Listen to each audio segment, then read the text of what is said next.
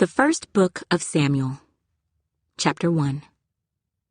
Now there was a certain man of Ramathaim Zophim, of the mountains of Ephraim, and his name was Elkanah, the son of Jeroham, the son of Elihu, the son of Tohu, the son of Zuph, an Ephraimite. And he had 2 wives. The name of one was Hannah, and the name of the other Peninnah. Peninnah had children, but Hannah had no children. This man went up from his city yearly to worship and sacrifice to the Lord of hosts in Shiloh. Also the 2 sons of Eli, Hophni and Phinehas, the priests of the Lord, were there. And whenever the time came for Elkanah to make an offering, he would give portions to Peninnah, his wife, and to all her sons and daughters. But to Hannah he would give a double portion, for he loved Hannah, although the Lord had closed her womb. And her rival also provoked her severely, to make her miserable, because the Lord had closed her womb. So it was, year by year, when she went up to the house of the Lord, that she provoked her. Therefore she wept, and did not eat. Then Elkanah her husband said to her, Hannah, why do you weep? Why do you not eat? And why is your heart grieved? Am I not better to you than 10 sons? So Hannah arose after they had finished eating and drinking in Shiloh. Now Eli the priest was sitting on the seat by the doorpost of the tabernacle of the Lord. And she was in bitterness of soul, and prayed to the Lord and wept in anguish. Then she made a vow and said, O Lord of hosts, if you will indeed look on the affliction of your maidservant, and remember me, and not forget your maidservant, but will give your maidservant a male child, then I will give him to the Lord all the days of his life, and no razor shall come upon his head. And it happened, as she continued praying before the Lord, that Eli watched her mouth. Now Hannah spoke in her heart, only her lips moved, but her voice was not heard. Therefore Eli thought she was drunk. So Eli said to her, How long will you be drunk? Put your wine away from you. But Hannah answered and said, No, my lord, I am a woman of sorrowful spirit. I have drunk neither wine nor intoxicating drink, but have poured out my soul before the Lord. Do not consider your maidservant a wicked woman, for out of the abundance of my complaint and grief I have spoken until now. Then Eli answered and said, Go in peace, and the God of Israel grant your petition which you have asked of him. And she said, Let your maidservant find favor in your sight. So the woman went her way and ate, and her face was no longer sad. Then they rose early in the morning, and worshipped before the Lord, and returned and came to their house at Ramah. And Elkanah knew Hannah his wife, and the Lord remembered her. So it came to pass, in the process of time, that Hannah conceived and bore a son, and called his name Samuel, saying, Because I have asked for him from the Lord. Now the man Elkanah and all his house went up to offer to the Lord the yearly sacrifice and his vow. But Hannah did not go up, for she said to her husband, Not until the child is weaned, then I will take him, that he may appear before the Lord and remain there forever. So Elkanah her husband said to her, Do what seems best to you. Wait until you have weaned him. Only let the Lord establish his word. Then the woman stayed and nursed her son until she had weaned him. Now when she had weaned him, she took him up with her, with 3 bulls, 1 ephah of flour, and a skin of wine, and brought him to the house of the Lord in Shiloh. And the child was young. Then they slaughtered a bull, and brought the child to Eli. And she said, O my Lord, as your soul lives, my Lord, I am the woman who stood by you here, praying to the Lord. For this child I prayed, and the Lord has granted me my petition which I asked of him. Therefore, I also have lent him to the Lord. As long as he lives, he shall be lent to the Lord." So they worshipped the Lord there. 1 Samuel, chapter 2. And Hannah prayed and said, "My heart rejoices in the Lord. My horn is exalted in the Lord. I smile at my enemies, because I rejoice in your salvation. No one is holy like the Lord, for there is none besides you, nor is there any rock like our God. Talk no more so very proudly. Let no arrogance come from your mouth. For the Lord is the God of knowledge, and by him actions are weighed. The bows of the mighty men are broken, and those who stumbled are girded with strength. Those who were full have hired themselves out for bread, and the hungry have ceased to hunger. Even the barren has borne 7, and she who has many children has become feeble. The Lord kills and makes alive. He brings down to the grave and brings up. The Lord makes poor and makes rich. He brings low and lifts up. He raises the poor from the dust and lifts the beggar from the ash heap to set them among princes and make them inherit the throne of glory. For the pillars of the earth are the Lord's, and he has set the world upon them. He will guard the feet of his saints, but the wicked shall be silent in darkness. For by strength no man shall prevail. The adversaries of the Lord shall be broken in pieces. From heaven he will thunder against them. The Lord will judge the ends of the earth. He will give strength to his king, and exalt the horn of his anointed. Then Elkanah went to his house at Ramah, but the child ministered to the Lord before Eli the priest. Now the sons of Eli were corrupt. They did not know the Lord. And the priest's custom with the people was that when any man offered a sacrifice, the priest's servant would come with a 3-pronged flesh hook in his hand while the meat was boiling. Then he would thrust it into the pan, or kettle, or cauldron, or pot, and the priest would take for himself all that the flesh hook brought up. So they did in Shiloh to all the Israelites who came there. Also, before they burned the fat, the priest's servant would come and say to the man who sacrificed, "Give meat for roasting to the priest, for he will not take boiled meat from you, but raw." And if the man said to him, "They should really burn the fat first, then you may take as much as your heart desires," he would then answer him, "No, but you must give it now, and if not, I will take it by force." Therefore the sin of the young men was very great before the Lord, for men abhorred the offering of the Lord. But Samuel ministered before the Lord, even as a child, wearing a linen ephod. Moreover, his mother used to make him a little robe, and bring it to him year by year when she came up with her husband to offer the yearly sacrifice. And Eli would bless Elkanah and his wife, and say, "The Lord give you descendants from this woman for the loan that was given to the Lord." Then they would go to their own home. And the Lord visited Hannah, so that she conceived and bore 3 sons and 2 daughters. Meanwhile, the child Samuel grew before the Lord. Now Eli was very old, and he heard everything his sons did to all Israel, and how they lay with the women who assembled at the door of the tabernacle of meeting. So he said to them, "Why do you do such things? For I hear of your evil dealings from all the people. No, my sons, for it is not a good report that I hear. You make the Lord's people transgress. If one man sins against another, God will judge him. But if a man sins against the Lord, who will intercede for him?"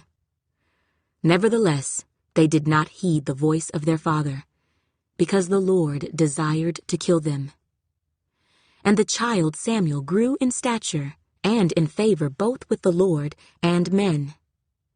Then a man of God came to Eli and said to him, "Thus says the Lord, Did I not clearly reveal myself to the house of your father when they were in Egypt in Pharaoh's house? Did I not choose him out of all the tribes of Israel to be my priest, to offer upon my altar, to burn incense, and to wear an ephod before me? And did I not give to the house of your father all the offerings of the children of Israel made by fire? Why do you kick at my sacrifice and my offering, which I have commanded in my dwelling place, and honor your sons more than me, to make yourselves fat with the best of all the offerings of Israel my people? Therefore, the Lord God of Israel says, I said indeed that your house and the house of your father would walk before me forever. But now the Lord says, Far be it from me, for those who honor me I will honor, and those who despise me shall be lightly esteemed. Behold, the days are coming that I will cut off your arm and the arm of your father's house, so that there will not be an old man in your house, and you will see an enemy in my dwelling place, despite all the good which God does for Israel. And there shall not be an old man in your house forever. But any of your men whom I do not cut off from my altar shall consume your eyes and grieve your heart. And all the descendants of your house shall die in the flower of their age. Now this shall be a sign to you that will come upon your 2 sons, on Hophni and Phinehas. In one day they shall die, both of them. Then I will raise up for myself a faithful priest, who shall do according to what is in my heart and in my mind.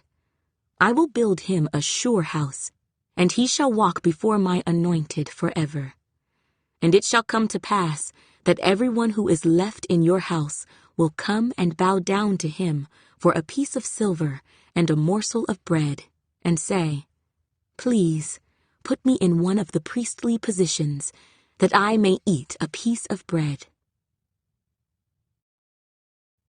1 Samuel, chapter 3. Now the boy Samuel ministered to the Lord before Eli. And the word of the Lord was rare in those days. There was no widespread revelation. And it came to pass at that time, while Eli was lying down in his place, and when his eyes had begun to grow so dim that he could not see, and before the lamp of God went out in the tabernacle of the Lord, where the ark of God was, and while Samuel was lying down, that the Lord called Samuel. And he answered, Here I am.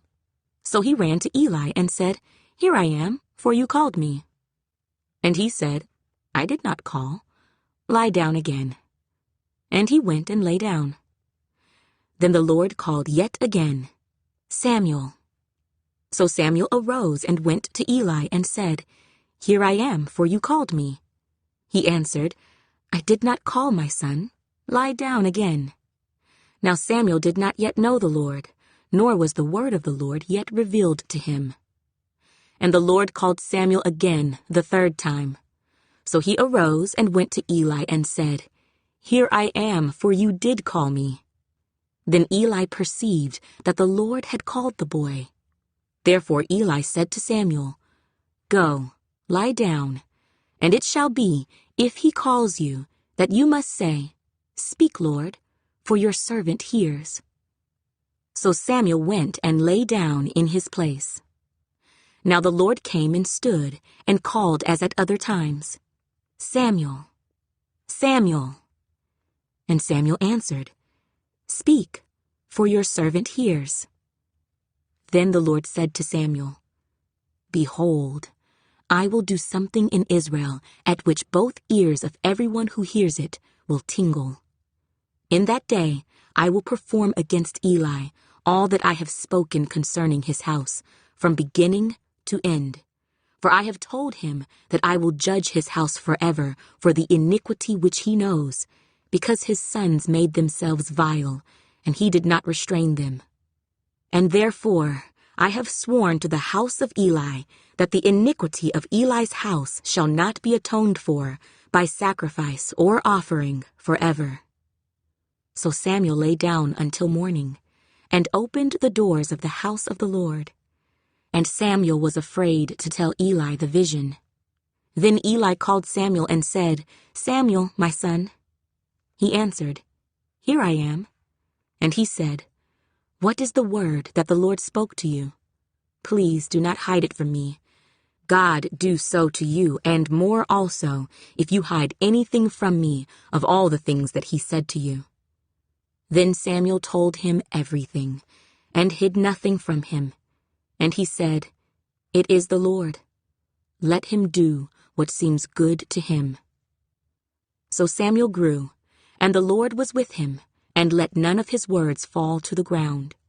And all Israel from Dan to Beersheba knew that Samuel had been established as a prophet of the Lord. Then the Lord appeared again in Shiloh, for the Lord revealed himself to Samuel in Shiloh by the word of the Lord. 1 Samuel, chapter 4. And the word of Samuel came to all Israel. Now Israel went out to battle against the Philistines, and encamped beside Ebenezer, and the Philistines encamped in Aphek. Then the Philistines put themselves in battle array against Israel. And when they joined battle, Israel was defeated by the Philistines, who killed about 4,000 men of the army in the field. And when the people had come into the camp, the elders of Israel said, "Why has the Lord defeated us today before the Philistines? Let us bring the ark of the covenant of the Lord from Shiloh to us, that when it comes among us, it may save us from the hand of our enemies."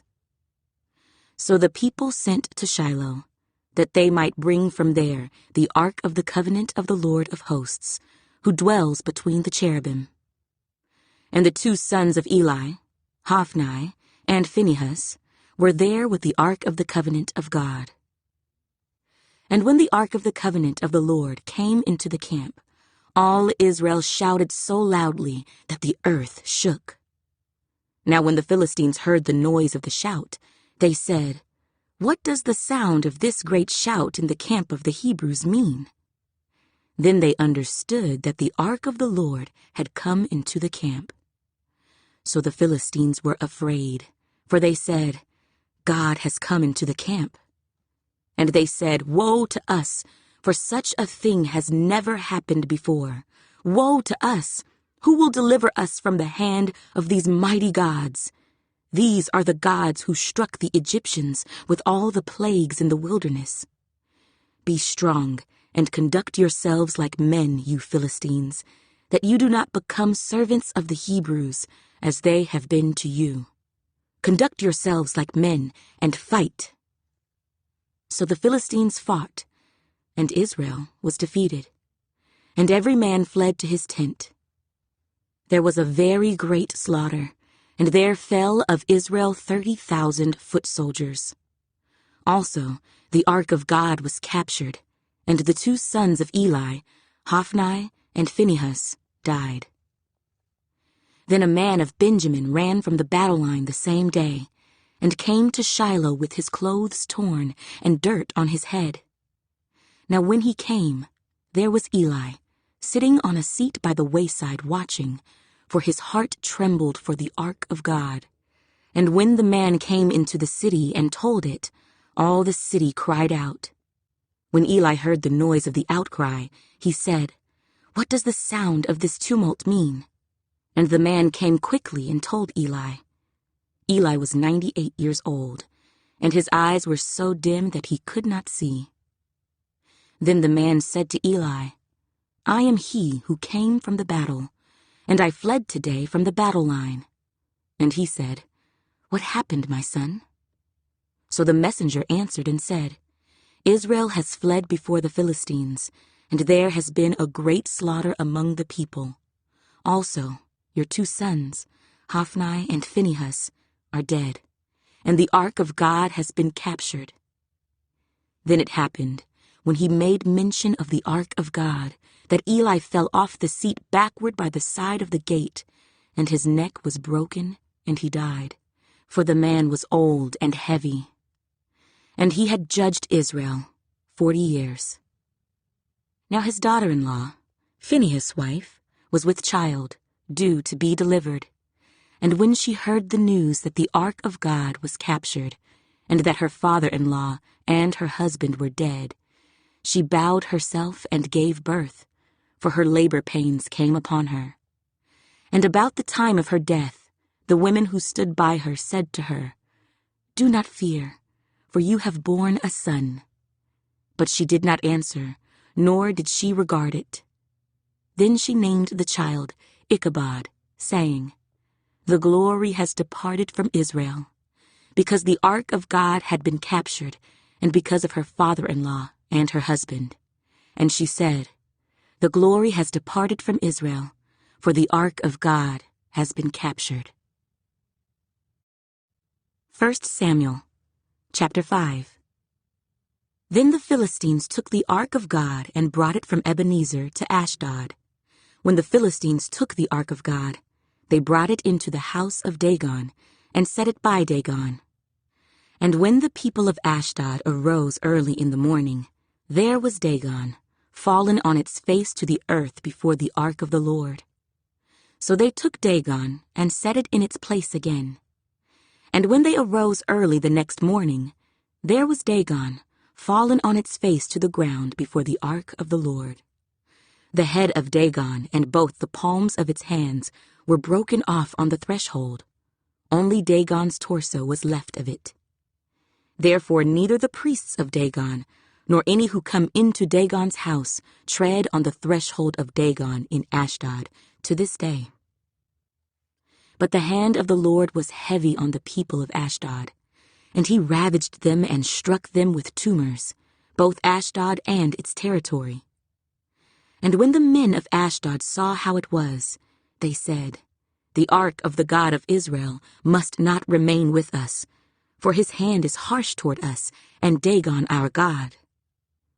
Therefore they sent and gathered to themselves all the lords of the Philistines, and said, "What shall we do with the ark of the God of Israel?" And they answered, "Let the ark of the God of Israel be carried away to Gath." So they carried the ark of the God of Israel away.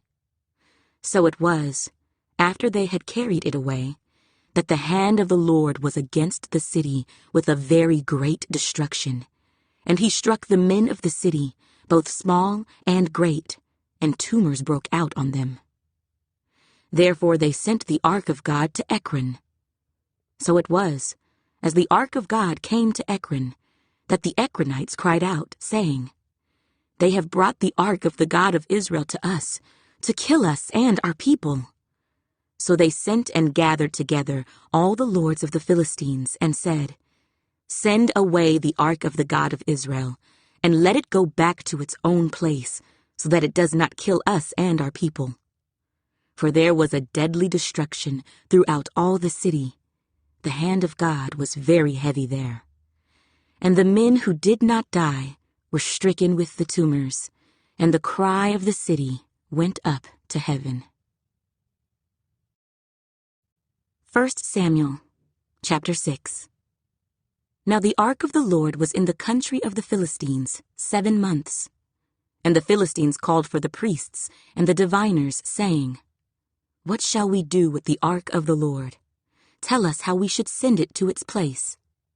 So they said, "If you send away the ark of the God of Israel, do not send it empty, but by all means return it to him with a trespass offering. Then you will be healed, and it will be known to you why his hand is not removed from you." Then they said, "What is the trespass offering which we shall return to him?" They answered, 5 golden tumors and 5 golden rats, according to the number of the lords of the Philistines. For the same plague was on all of you and on your lords. Therefore you shall make images of your tumors and images of your rats that ravage the land, and you shall give glory to the God of Israel. Perhaps he will lighten his hand from you, from your gods, and from your land. Why then do you harden your hearts as the Egyptians and Pharaoh hardened their hearts? When he did mighty things among them, did they not let the people go, that they might depart? Now therefore, make a new cart. Take 2 milk cows which have never been yoked, and hitch the cows to the cart, and take their calves home, away from them. Then take the ark of the Lord, and set it on the cart, and put the articles of gold which you are returning to him as a trespass offering in a chest by its side. Then send it away, and let it go. And watch, if it goes up the road to its own territory, to Beth Shemesh, then he has done us this great evil. But if not, then we shall know that it is not his hand that struck us. It happened to us by chance.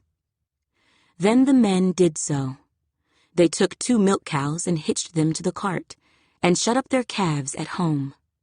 And they set the ark of the Lord on the cart, and the chest with the gold rats and the images of their tumors. Then the cows headed straight for the road to Beth Shemesh, and went along the highway, lowing as they went, and did not turn aside to the right hand or the left. And the lords of the Philistines went after them to the border of Beth Shemesh. Now the people of Beth Shemesh were reaping their wheat harvest in the valley. And they lifted their eyes and saw the ark, and rejoiced to see it. Then the cart came into the field of Joshua of Beth Shemesh, and stood there. A large stone was there. So they split the wood of the cart and offered the cows as a burnt offering to the Lord. The Levites took down the ark of the Lord and the chest that was with it, in which were the articles of gold, and put them on the large stone. Then the men of Beth Shemesh offered burnt offerings and made sacrifices the same day to the Lord. So when the 5 lords of the Philistines had seen it, they returned to Ekron the same day.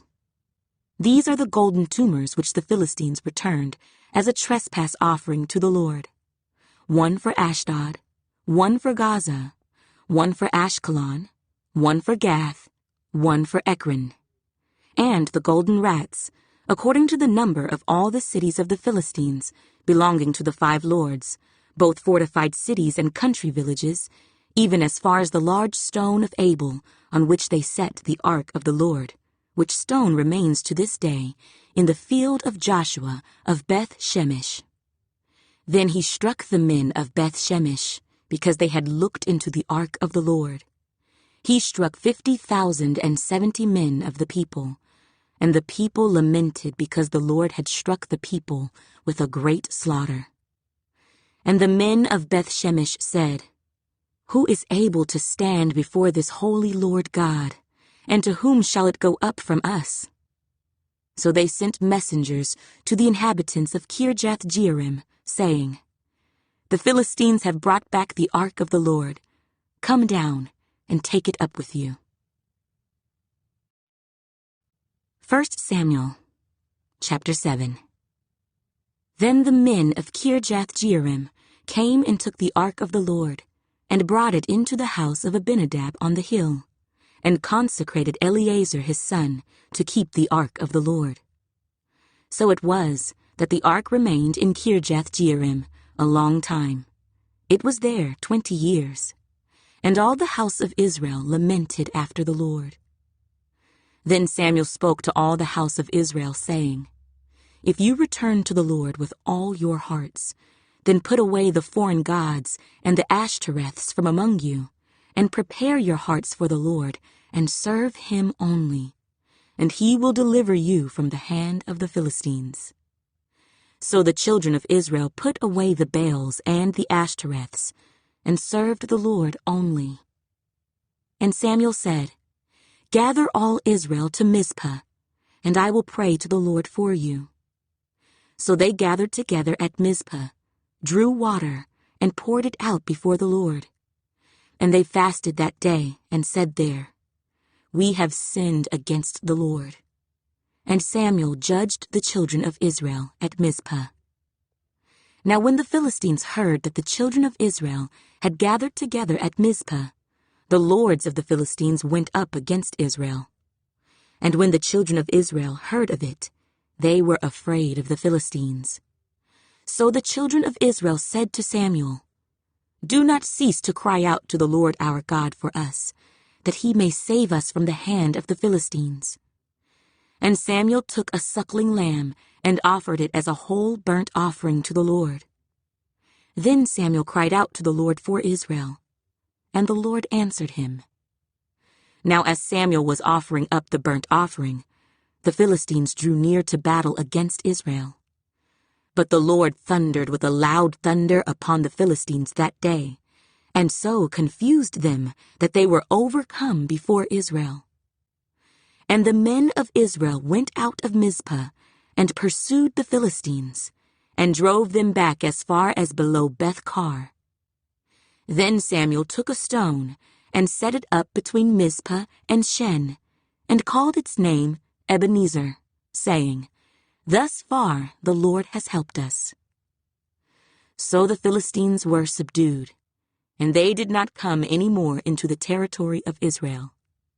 And the hand of the Lord was against the Philistines all the days of Samuel. Then the cities which the Philistines had taken from Israel were restored to Israel, from Ekron to Gath.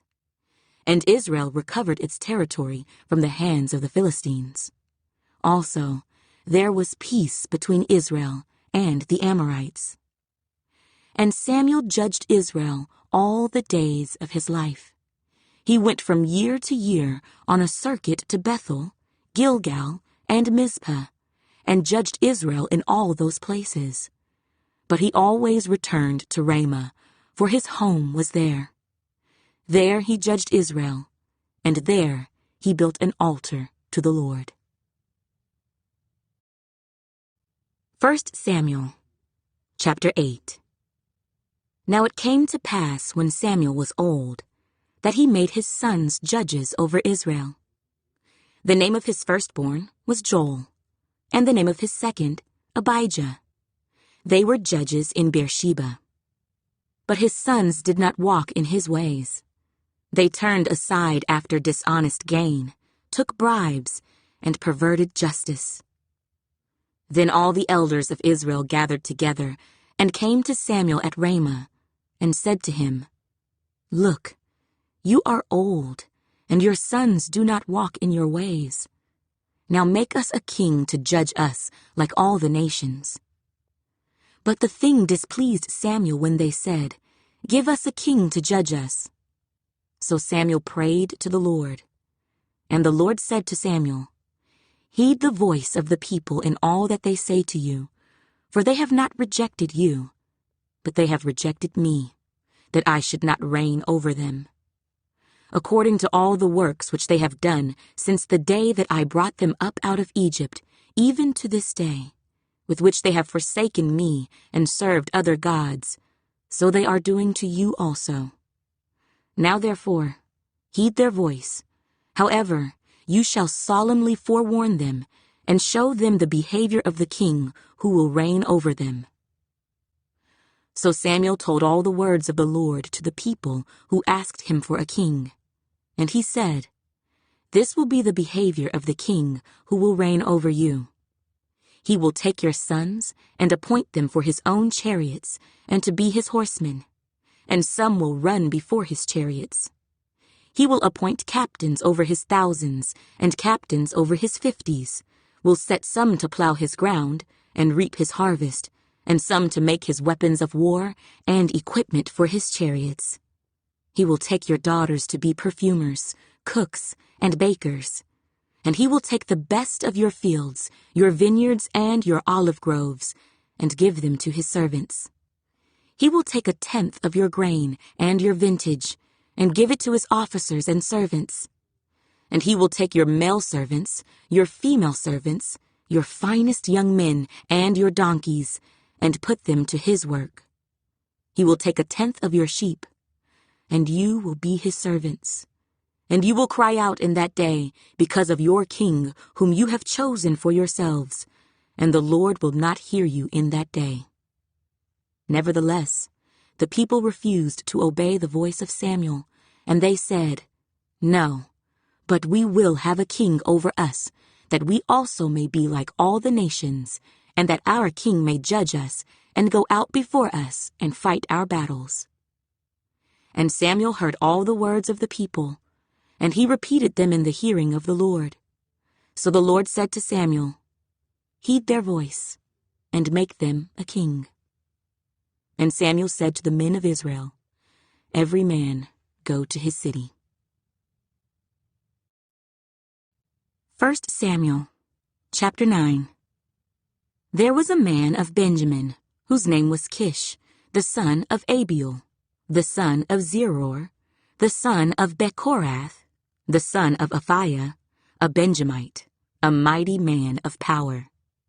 And he had a choice and handsome son whose name was Saul. There was not a more handsome person than he among the children of Israel.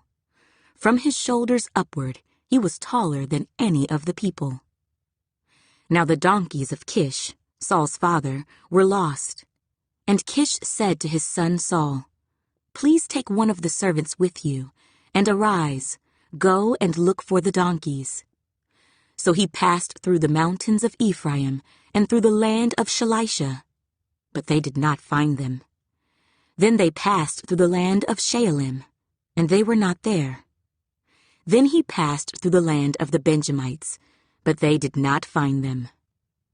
When they had come to the land of Zuph, Saul said to his servant who was with him, "Come, let us return, lest my father cease caring about the donkeys and become worried about us." And he said to him, "Look now, there is in this city a man of God, and he is an honorable man.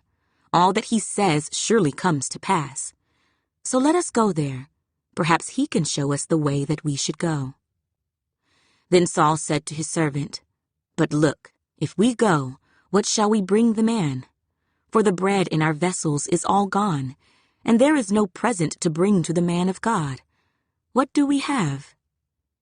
And the servant answered Saul again and said, "Look, I have here at hand 1/4 of a shekel of silver. I will give that to the man of God, to tell us our way." Formerly in Israel, when a man went to inquire of God, he spoke thus, "Come, let us go to the seer," for he who is now called a prophet was formerly called a seer.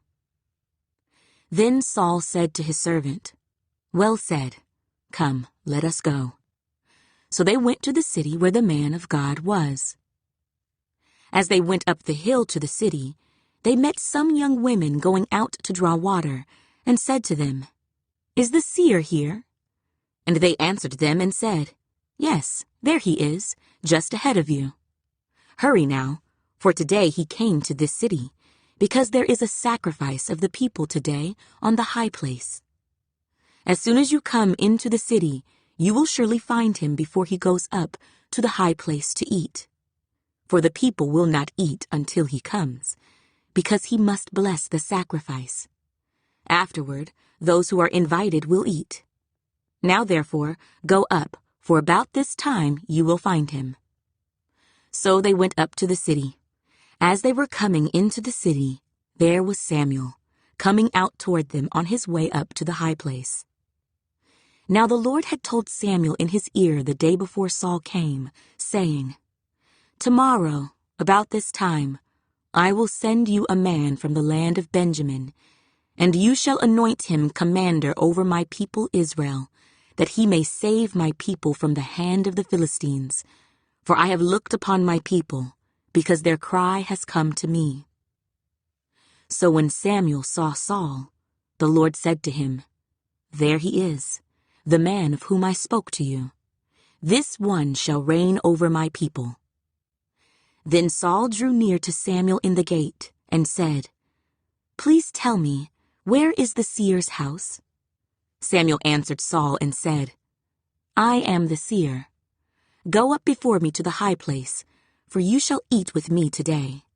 And tomorrow I will let you go, and will tell you all that is in your heart. But as for your donkeys that were lost 3 days ago, do not be anxious about them, for they have been found. And on whom is all the desire of Israel? Is it not on you and on all your father's house?" And Saul answered and said, "Am I not a Benjamite, of the smallest of the tribes of Israel, and my family the least of all the families of the tribe of Benjamin? Why then do you speak like this to me?"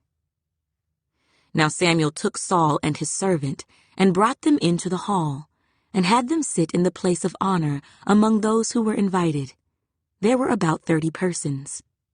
And Samuel said to the cook, "Bring the portion which I gave you, of which I said to you, set it apart." So the cook took up the thigh with its upper part and set it before Saul. And Samuel said, "Here it is, what was kept back. It was set apart for you. Eat, for until this time it has been kept for you, since I said I invited the people." So Saul ate with Samuel that day. When they had come down from the high place into the city, Samuel spoke with Saul on the top of the house. They arose early, and it was about the dawning of the day that Samuel called to Saul on the top of the house, saying, "Get up, that I may send you on your way." And Saul arose, and both of them went outside, he and Samuel. As they were going down to the outskirts of the city, Samuel said to Saul, "Tell the servant to go on ahead of us." And he went on. "But you stand here a while, that I may announce to you the word of God." 1 Samuel, chapter 10. Then Samuel took a flask of oil and poured it on his head, and kissed him and said, "Is it not because the Lord has anointed you commander over his inheritance? When you have departed from me today, you will find 2 men by Rachel's tomb in the territory of Benjamin at Zelzah. And they will say to you, 'The donkeys which you went to look for have been found.' And now your father has ceased caring about the donkeys and is worrying about you, saying, 'What shall I do about my son?' Then you shall go on forward from there and come to the terebinth tree of Tabor. There 3 men going up to God at Bethel will meet you, one carrying 3 young goats, another carrying 3 loaves of bread, and another carrying a skin of wine. And they will greet you and give you 2 loaves of bread, which you shall receive from their hands. After that, you shall come to the hill of God, where the Philistine garrison is. And it will happen, when you have come there to the city, that you will meet a group of prophets coming down from the high place with a stringed instrument, a tambourine, a flute, and a harp before them. And they will be prophesying. Then the Spirit of the Lord will come upon you, and you will prophesy with them, and be turned into another man. And let it be, when these signs come to you, that you do as the occasion demands, for God is with you. You shall go down before me to Gilgal, and surely I will come down to you to offer burnt offerings and make sacrifices of peace offerings. 7 days you shall wait, till I come to you and show you what you should do." So it was, when he had turned his back to go from Samuel, that God gave him another heart, and all those signs came to pass that day. When they came there to the hill, there was a group of prophets to meet him. Then the Spirit of God came upon him, and he prophesied among them. And it happened, when all who knew him formerly saw that he indeed prophesied among the prophets, that the people said to one another, "What is this that has come upon the son of Kish? Is Saul also among the prophets?" Then a man from there answered and said, "But who is their father?" Therefore it became a proverb, "Is Saul also among the prophets?" And when he had finished prophesying, he went to the high place. Then Saul's uncle said to him and his servant, "Where did you go?" So he said, "To look for the donkeys. When we saw that they were nowhere to be found, we went to Samuel." And Saul's uncle said, "Tell me, please, what Samuel said to you." So Saul said to his uncle, "He told us plainly that the donkeys had been found. But about the matter of the kingdom, he did not tell him what Samuel had said." Then Samuel called the people together to the Lord at Mizpah, and said to the children of Israel, "Thus says the Lord God of Israel, I brought up Israel out of Egypt, and delivered you from the hand of the Egyptians, and from the hand of all kingdoms, and from those who oppressed you. But you have today rejected your God, who himself saved you from all your adversities and your tribulations. And you have said to him, 'No, set a king over us.' Now therefore, present yourselves before the Lord by your tribes and by your clans." And when Samuel had caused all the tribes of Israel to come near, the tribe of Benjamin was chosen. When he had caused the tribe of Benjamin to come near by their families, the family of Matri was chosen, and Saul, the son of Kish, was chosen. But when they sought him, he could not be found. Therefore they inquired of the Lord further, "Has the man come here yet?" And the Lord answered, "There he is, hidden among the equipment." So they ran and brought him from there. And when he stood among the people, he was taller than any of the people from his shoulders upward. And Samuel said to all the people, "Do you see him whom the Lord has chosen, that there is no one like him among all the people?" So all the people shouted and said, "Long live the king!" Then Samuel explained to the people the behavior of royalty, and wrote it in a book, and laid it up before the Lord. And Samuel sent all the people away, every man to his house. And Saul also went home to Gibeah, and valiant men went with him, whose hearts God had touched. But some rebels said, "How can this man save us?" So they despised him, and brought him no presents. But he held his peace. 1 Samuel, chapter 11. Then Nahash the Ammonite came up and encamped against Jabesh Gilead. And all the men of Jabesh said to Nahash, "Make a covenant with us, and we will serve you." And Nahash the Ammonite answered them, "On this condition I will make a covenant with you, that I may put out all your right eyes, and bring reproach on all Israel." Then the elders of Jabesh said to him, "Hold off for 7 days, that we may send messengers to all the territory of Israel, and then, if there is no one to save us, we will come out to you." So the messengers came to Gibeah of Saul, and told the news in the hearing of the people. And all the people lifted up their voices and wept. Now there was Saul, coming behind the herd from the field, and Saul said, "What troubles the people, that they weep?" And they told him the words of the men of Jabesh. Then the Spirit of God came upon Saul when he heard this news, and his anger was greatly aroused. So he took a yoke of oxen, and cut them in pieces, and sent them throughout all the territory of Israel by the hands of messengers, saying, "Whoever does not go out with Saul and Samuel to battle, so it shall be done to his oxen." And the fear of the Lord fell on the people, and they came out with one consent. When he numbered them in Bezek, the children of Israel were 300,000, and the men of Judah 30,000. And they said to the messengers who came, "Thus you shall say to the men of Jabesh Gilead, Tomorrow, by the time the sun is hot, you shall have help."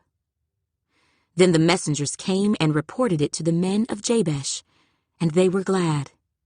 Therefore the men of Jabesh said, "Tomorrow we will come out to you, and you may do with us whatever seems good to you." So it was, on the next day, that Saul put the people in 3 companies, and they came into the midst of the camp in the morning watch, and killed Ammonites until the heat of the day. And it happened that those who survived were scattered, so that no 2 of them were left together. Then the people said to Samuel, "Who is he who said, 'Shall Saul reign over us?' Bring the men, that we may put them to death." But Saul said, "Not a man shall be put to death this day, for today the Lord has accomplished salvation in Israel." Then Samuel said to the people, "Come, let us go to Gilgal, and renew the kingdom there." So all the people went to Gilgal, and there they made Saul king before the Lord in Gilgal. There they made sacrifices of peace offerings before the Lord, and there Saul and all the men of Israel rejoiced greatly. 1 Samuel, chapter 12.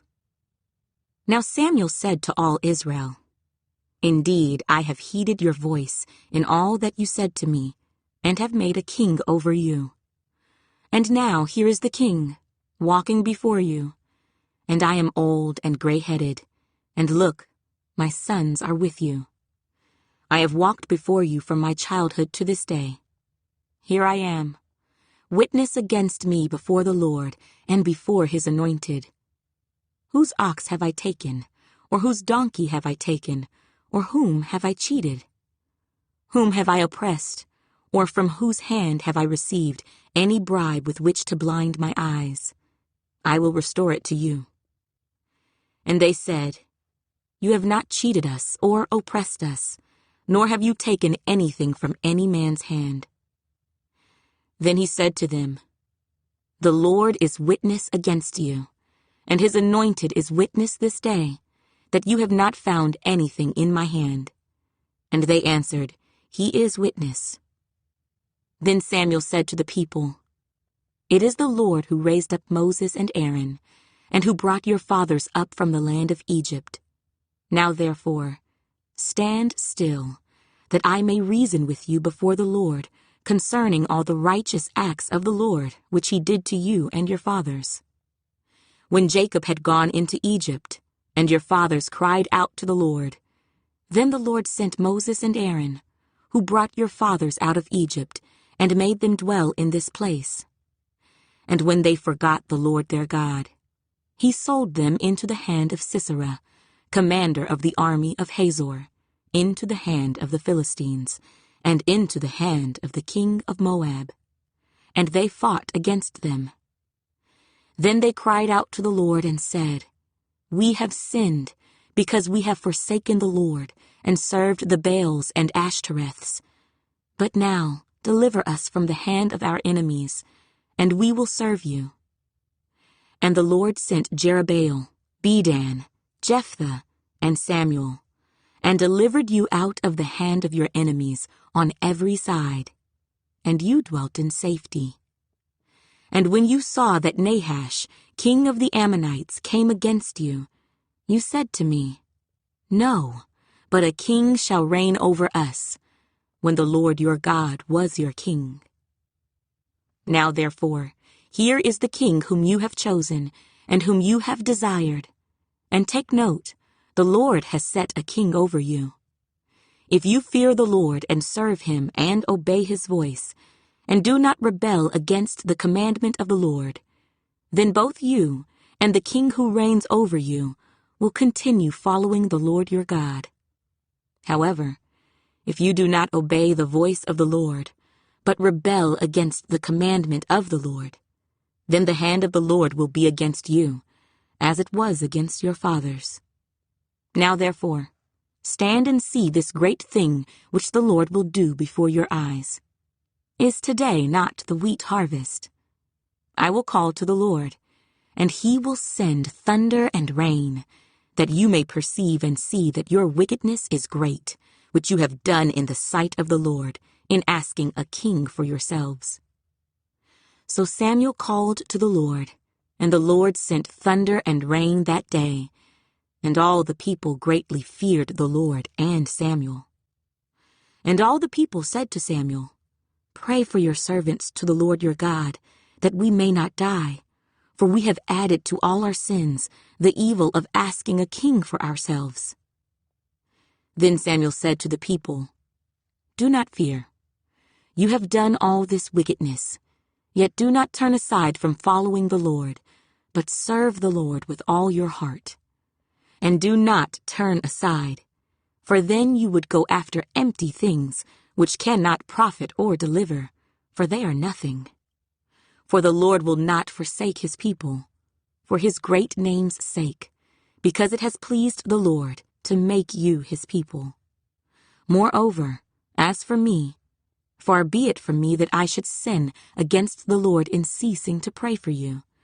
But I will teach you the good and the right way. Only fear the Lord, and serve him in truth with all your heart. for consider what great things he has done for you. But if you still do wickedly, you shall be swept away, both you and your king. 1 Samuel, chapter 13. Saul reigned 1 year, and when he had reigned 2 years over Israel, Saul chose for himself 3,000 men of Israel. 2,000 were with Saul in Michmash and in the mountains of Bethel, and 1,000 were with Jonathan in Gibeah of Benjamin. The rest of the people he sent away, every man to his tent. And Jonathan attacked the garrison of the Philistines that was in Geba, and the Philistines heard of it. Then Saul blew the trumpet throughout all the land, saying, "Let the Hebrews hear." Now all Israel heard it said that Saul had attacked a garrison of the Philistines, and that Israel had also become an abomination to the Philistines. And the people were called together to Saul at Gilgal. Then the Philistines gathered together to fight with Israel, 30,000 chariots and 6,000 horsemen, and people as the sand which is on the seashore in multitude. And they came up and encamped in Michmash, to the east of Beth-aven. When the men of Israel saw that they were in danger, for the people were distressed, then the people hid in caves, in thickets, in rocks, in holes, and in pits. And some of the Hebrews crossed over the Jordan to the land of Gad and Gilead. As for Saul, he was still in Gilgal, and all the people followed him trembling. Then he waited 7 days, according to the time set by Samuel. But Samuel did not come to Gilgal, and the people were scattered from him. So Saul said, "Bring a burnt offering and peace offerings here to me." And he offered the burnt offering. Now it happened, as soon as he had finished presenting the burnt offering, that Samuel came, and Saul went out to meet him, that he might greet him. And Samuel said, "What have you done?" Saul said, "When I saw that the people were scattered from me, and that you did not come within the days appointed, and that the Philistines gathered together at Michmash, then I said, the Philistines will now come down on me at Gilgal, and I have not made supplication to the Lord. Therefore I felt compelled, and offered a burnt offering." And Samuel said to Saul, "You have done foolishly. You have not kept the commandment of the Lord your God, which he commanded you. For now the Lord would have established your kingdom over Israel forever. But now your kingdom shall not continue. The Lord has sought for himself a man after his own heart, and the Lord has commanded him to be commander over his people, because you have not kept what the Lord commanded you." Then Samuel arose and went up from Gilgal to Gibeah of Benjamin. And Saul numbered the people present with him, about 600 men. Saul, Jonathan his son, and the people present with them remained in Gibeah of Benjamin. But the Philistines encamped in Michmash. Then raiders came out of the camp of the Philistines in 3 companies. One company turned onto the road to Ophrah, to the land of Shual. Another company turned to the road of Beth-horon, and another company turned to the road of the border that overlooks the valley of Zeboim, toward the wilderness. Now there was no blacksmith to be found throughout all the land of Israel, for the Philistines said, "Lest the Hebrews make swords or spears." But all the Israelites would go down to the Philistines to sharpen each man's plowshare, his mattock, his axe, and his sickle. And the charge for sharpening was a pim for the plowshares, the mattocks, the forks, and the axes, and to set the points of the goads. So it came about, on the day of battle, that there was neither sword nor spear found in the hand of any of the people who were with Saul and Jonathan, but they were found with Saul and Jonathan his son. And the garrison of the Philistines went out to the pass of Michmash. 1 Samuel, chapter 14. Now it happened one day that Jonathan, the son of Saul, said to the young man who bore his armor, "Come, let us go over to the Philistines' garrison that is on the other side." But he did not tell his father. And Saul was sitting in the outskirts of Gibeah, under a pomegranate tree, which is in Migron. The people who were with him were about 600 men. Ahijah, the son of Ahitub, Ichabod's brother, the son of Phinehas, the son of Eli, the Lord's priest in Shiloh, was wearing an ephod. But the people did not know that Jonathan had gone. Between the passes by which Jonathan sought to go over to the Philistines' garrison, there was a sharp rock on one side and a sharp rock on the other side. And the name of one was Bozez, and the name of the other Sina. The front of one faced northward opposite Michmash, and the other southward opposite Gibeah. Then Jonathan said to the young man who bore his armor, "Come, let us go over to the garrison of these uncircumcised. It may be that the Lord will work for us, for nothing restrains the Lord from saving by many or by few." So his armor-bearer said to him, "Do all that is in your heart. Go then. Here I am with you, according to your heart." Then Jonathan said, "Very well. Let us cross over to these men, and we will show ourselves to them. If they say thus to us, 'Wait until we come to you,' then we will stand still in our place and not go up to them. But if they say thus, 'Come up to us,' then we will go up. For the Lord has delivered them into our hand, and this will be a sign to us." So both of them showed themselves to the garrison of the Philistines. And the Philistines said, "Look, the Hebrews are coming out of the holes where they have hidden."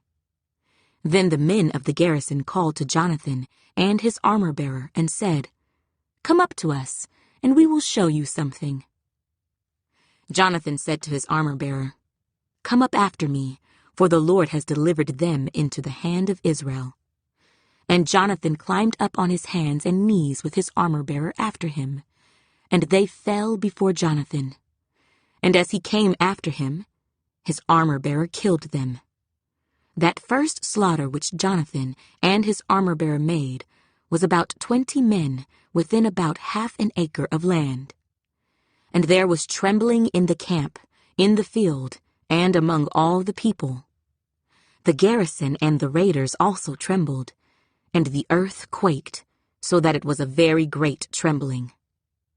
Now the watchmen of Saul in Gibeah of Benjamin looked, and there was the multitude melting away, and they went here and there. Then Saul said to the people who were with him, "Now call the roll and see who has gone from us." And when they had called the roll, surprisingly, Jonathan and his armor-bearer were not there. And Saul said to Ahijah, "Bring the ark of God here." For at that time the ark of God was with the children of Israel. Now it happened, while Saul talked to the priest, that the noise which was in the camp of the Philistines continued to increase. So Saul said to the priest, "Withdraw your hand." Then Saul and all the people who were with him assembled, and they went to the battle. And indeed every man's sword was against his neighbor, and there was very great confusion. Moreover, the Hebrews who were with the Philistines before that time, who went up with them into the camp from the surrounding country, they also joined the Israelites who were with Saul and Jonathan. Likewise, all the men of Israel who had hidden in the mountains of Ephraim, when they heard that the Philistines fled, they also followed hard after them in the battle. So the Lord saved Israel that day, and the battle shifted to Beth-aven. And the men of Israel were distressed that day, for Saul had placed the people under oath, saying, "Cursed is the man who eats any food until evening, before I have taken vengeance on my enemies." So none of the people tasted food. Now all the people of the land came to a forest, and there was honey on the ground. And when the people had come into the woods, there was the honey, dripping. but no one put his hand to his mouth, for the people feared the oath. But Jonathan had not heard his father charge the people with the oath. Therefore he stretched out the end of the rod that was in his hand, and dipped it in a honeycomb, and put his hand to his mouth, and his countenance brightened. Then one of the people said, "Your father strictly charged the people with an oath, saying, 'Cursed is the man who eats food this day.' And the people were faint. But Jonathan said, 'My father has troubled the land. Look now, how my countenance has brightened, because I tasted a little of this honey. How much better if the people had eaten freely today of the spoil of their enemies which they found. For now would there not have been a much greater slaughter among the Philistines?' Now they had driven back the Philistines that day from Michmash to Ajalon. So the people were very faint. And the people rushed on the spoil, and took sheep, oxen, and calves, and slaughtered them on the ground, and the people ate them with the blood. Then they told Saul, saying, 'Look, the people are sinning against the Lord by eating with the blood.' So he said, 'You have dealt treacherously. Roll a large stone to me this day.' Then Saul said, 'Disperse yourselves among the people, and say to them, Bring me here every man's ox and every man's sheep. Slaughter them here, and eat, and do not sin against the Lord by eating with the blood.' So every one of the people brought his ox with him that night, and slaughtered it there. Then Saul built an altar to the Lord. This was the first altar that he built to the Lord. Now Saul said, 'Let us go down after the Philistines by night, and plunder them until the morning light, and let us not leave a man of them.' And they said, 'Do whatever seems good to you.' Then the priest said, 'Let us draw near to God here.' So Saul asked counsel of God, 'Shall I go down after the Philistines? Will you deliver them into the hand of Israel?' But he did not answer him that day. And Saul said, 'Come over here, all you chiefs of the people, and know and see what this sin was today. For as the Lord lives, who saves Israel, though it be in Jonathan my son, he shall surely die.' But not a man among all the people answered him. Then he said to all Israel, 'You be on one side, and my son Jonathan and I will be on the other side.' And the people said to Saul, 'Do what seems good to you.' Therefore Saul said to the Lord God of Israel, 'Give a perfect lot.' So Saul and Jonathan were taken, but the people escaped. And Saul said, 'Cast lots between my son Jonathan and me.' So Jonathan was taken. Then Saul said to Jonathan, 'Tell me what you have done.' And Jonathan told him and said, 'I only tasted a little honey with the end of the rod that was in my hand. So now I must die.' Saul answered, 'God do so and more also, for you shall surely die, Jonathan.' But the people said to Saul, 'Shall Jonathan die who has accomplished this great deliverance in Israel? Certainly not. As the Lord lives, not one hair of his head shall fall to the ground, for he has worked with God this day.' So the people rescued Jonathan, and he did not die. Then Saul returned from pursuing the Philistines, and the Philistines went to their own place. So Saul established his sovereignty over Israel, and fought against all his enemies on every side, against Moab, against the people of Ammon, against Edom, against the kings of Zobah, and against the Philistines. Wherever he turned, he harassed them. And he gathered an army and attacked the Amalekites, and delivered Israel from the hands of those who plundered them. The sons of Saul were Jonathan, Jishui, and Malchishua, and the names of his 2 daughters were these: the name of the firstborn, Merab, and the name of the younger, Michal. The name of Saul's wife was Ahinoam, the daughter of Ahimaaz, and the name of the commander of his army was Abner, the son of Ner, Saul's uncle. Kish was the father of Saul, and Ner, the father of Abner, was the son of Abiel. Now there was fierce war with the Philistines all the days of Saul, and when Saul saw any strong man or any valiant man, he took him for himself. 1 Samuel, chapter 15. Samuel also said to Saul, "The Lord sent me to anoint you king over his people, over Israel. Now therefore, heed the voice of the words of the Lord. Thus says the Lord of hosts, I will punish Amalek for what he did to Israel, how he ambushed him on the way when he came up from Egypt. Now go and attack Amalek, and utterly destroy all that they have, and do not spare them, but kill both man and woman, infant and nursing child, ox and sheep, camel and donkey." So Saul gathered the people together, and numbered them in Telaim, 200,000 foot soldiers, and 10,000 men of Judah. And Saul came to a city of Amalek, and lay in wait in the valley. Then Saul said to the Kenites, "Go, depart, get down from among the Amalekites, lest I destroy you with them. For you showed kindness to all the children of Israel when they came up out of Egypt." So the Kenites departed from among the Amalekites, and Saul attacked the Amalekites from Havilah all the way to Shur, which is east of Egypt. He also took Agag, king of the Amalekites, alive, and utterly destroyed all the people with the edge of the sword. But Saul and the people spared Agag, and the best of the sheep, the oxen, the fatlings, the lambs, and all that was good, and were unwilling to utterly destroy them. But everything despised and worthless, that they utterly destroyed. Now the word of the Lord came to Samuel, saying, "I greatly regret that I have set up Saul as king, for he has turned back from following me, and has not performed my commandments." And it grieved Samuel, and he cried out to the Lord all night.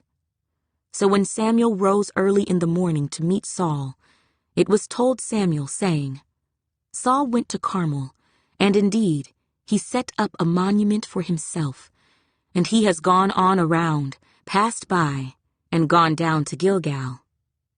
Then Samuel went to Saul, and Saul said to him, "Blessed are you of the Lord. I have performed the commandment of the Lord."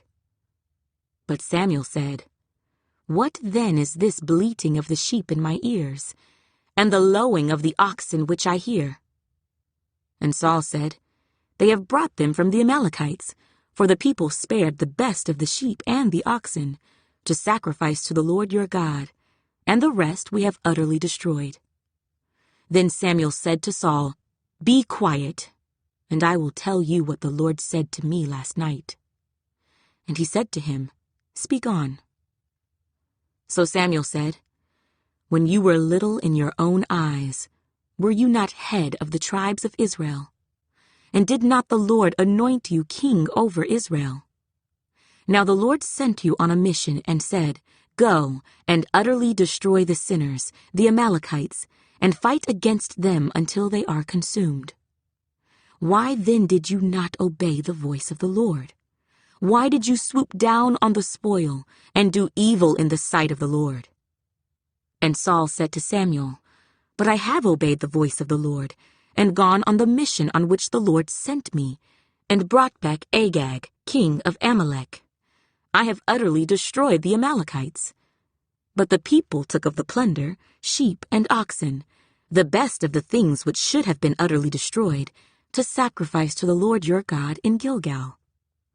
So Samuel said, "Has the Lord as great delight in burnt offerings and sacrifices as in obeying the voice of the Lord? Behold, to obey is better than sacrifice, and to heed than the fat of rams. For rebellion is as the sin of witchcraft, and stubbornness is as iniquity and idolatry. Because you have rejected the word of the Lord, he also has rejected you from being king." Then Saul said to Samuel, "I have sinned. for I have transgressed the commandment of the Lord and your words, because I feared the people and obeyed their voice. Now therefore, please pardon my sin, and return with me, that I may worship the Lord." But Samuel said to Saul, "I will not return with you, for you have rejected the word of the Lord, and the Lord has rejected you from being king over Israel." And as Samuel turned around to go away, Saul seized the edge of his robe, and it tore. So Samuel said to him, "The Lord has torn the kingdom of Israel from you today, and has given it to a neighbor of yours, who is better than you. And also the strength of Israel will not lie nor relent, for he is not a man that he should relent." Then he said, "I have sinned. Yet honor me now, please, before the elders of my people and before Israel, and return with me, that I may worship the Lord your God." So Samuel turned back after Saul, and Saul worshipped the Lord. Then Samuel said, "Bring Agag, king of the Amalekites, here to me." So Agag came to him cautiously. And Agag said, "Surely the bitterness of death is past." But Samuel said, "As your sword has made women childless, so shall your mother be childless among women." And Samuel hacked Agag in pieces before the Lord in Gilgal.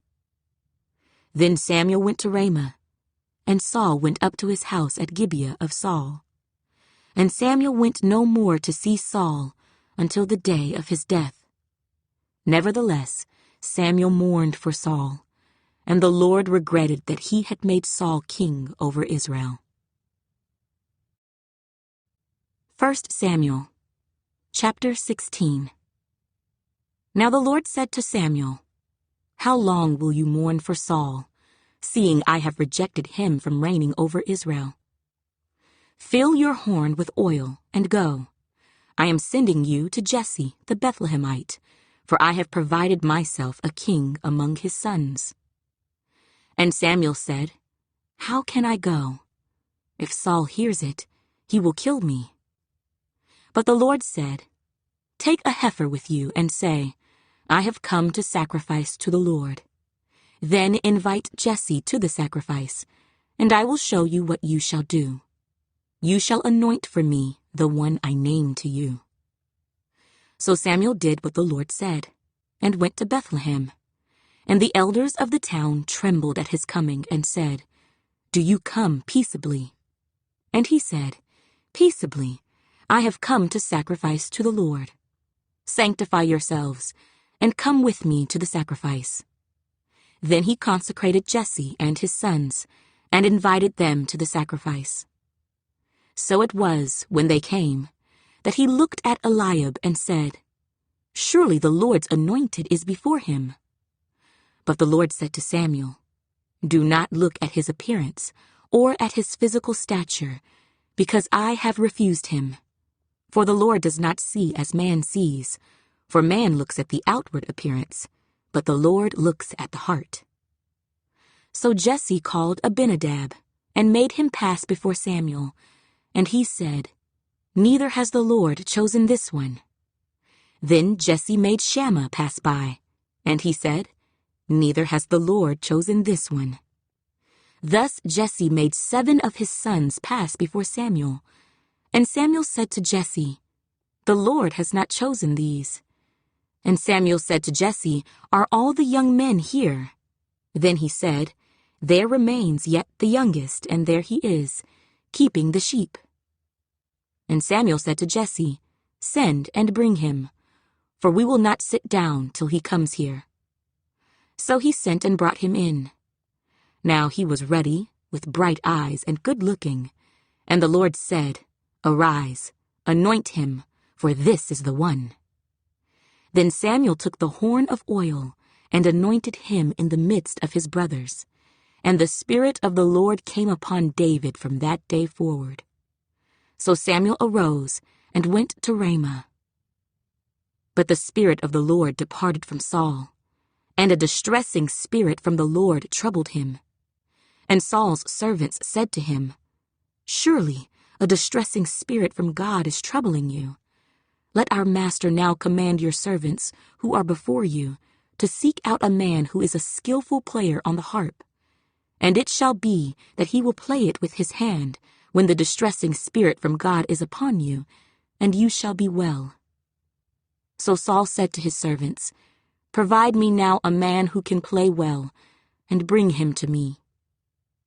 Then one of the servants answered and said, "Look, I have seen a son of Jesse the Bethlehemite, who is skillful in playing, a mighty man of valor, a man of war, prudent in speech, and a handsome person, and the Lord is with him." Therefore Saul sent messengers to Jesse and said, "Send me your son David, who is with the sheep." And Jesse took a donkey loaded with bread, a skin of wine, and a young goat, and sent them by his son David to Saul. So David came to Saul and stood before him, and he loved him greatly, and he became his armor-bearer.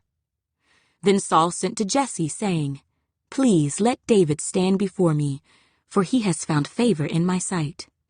And so it was, whenever the Spirit from God was upon Saul, that David would take a harp and play it with his hand. Then Saul would become refreshed and well, and the distressing spirit would depart from him. 1 Samuel, chapter 17. Now the Philistines gathered their armies together to battle, and were gathered at Soko, which belongs to Judah. They encamped between Soko and Azekah in Ephes Dammim.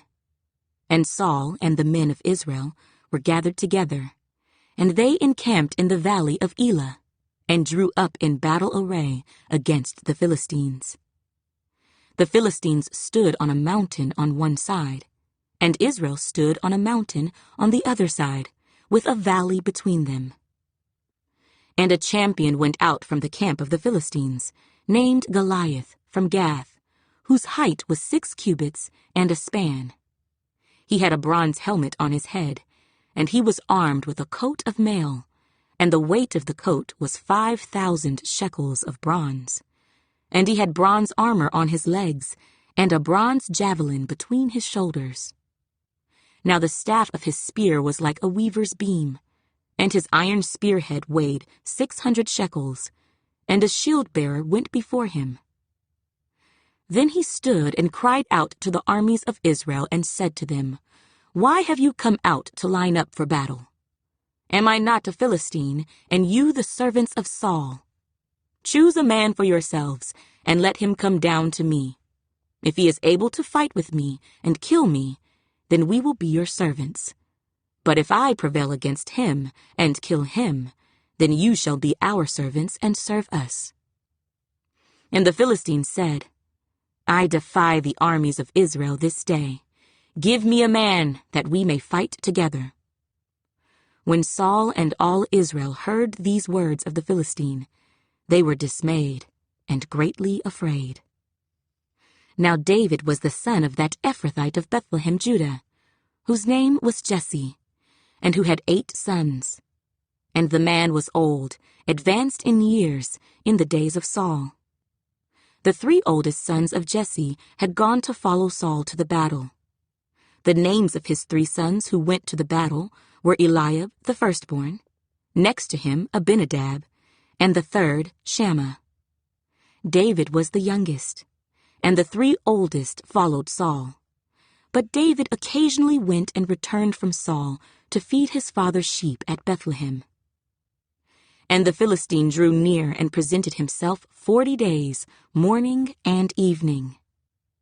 Then Jesse said to his son David, "Take now for your brothers an ephah of this dried grain, and these 10 loaves, and run to your brothers at the camp.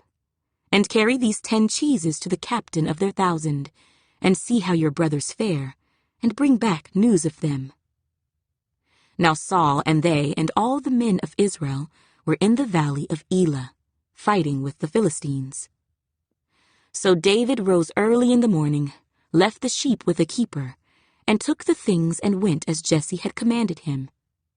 And he came to the camp as the army was going out to the fight and shouting for the battle.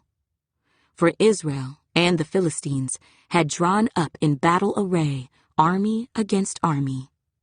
And David left his supplies in the hand of the supply keeper, ran to the army, and came and greeted his brothers. Then, as he talked with them, there was the champion, the Philistine of Gath, Goliath by name, coming up from the armies of the Philistines, and he spoke according to the same words. So David heard them. And all the men of Israel, when they saw the man, fled from him and were dreadfully afraid. So the men of Israel said, "Have you seen this man who has come up? Surely he has come up to defy Israel, and it shall be that the man who kills him, the king will enrich with great riches, will give him his daughter, and give his father's house exemption from taxes in Israel." Then David spoke to the men who stood by him, saying, "What shall be done for the man who kills this Philistine and takes away the reproach from Israel? For who is this uncircumcised Philistine that he should defy the armies of the living God?" And the people answered him in this manner, saying, "So shall it be done for the man who kills him." Now Eliab, his oldest brother, heard when he spoke to the men. And Eliab's anger was aroused against David, and he said, "Why did you come down here? And with whom have you left those few sheep in the wilderness? I know your pride and the insolence of your heart, for you have come down to see the battle." And David said, "What have I done now? Is there not a cause?" Then he turned from him toward another and said the same thing, and these people answered him as the first ones did.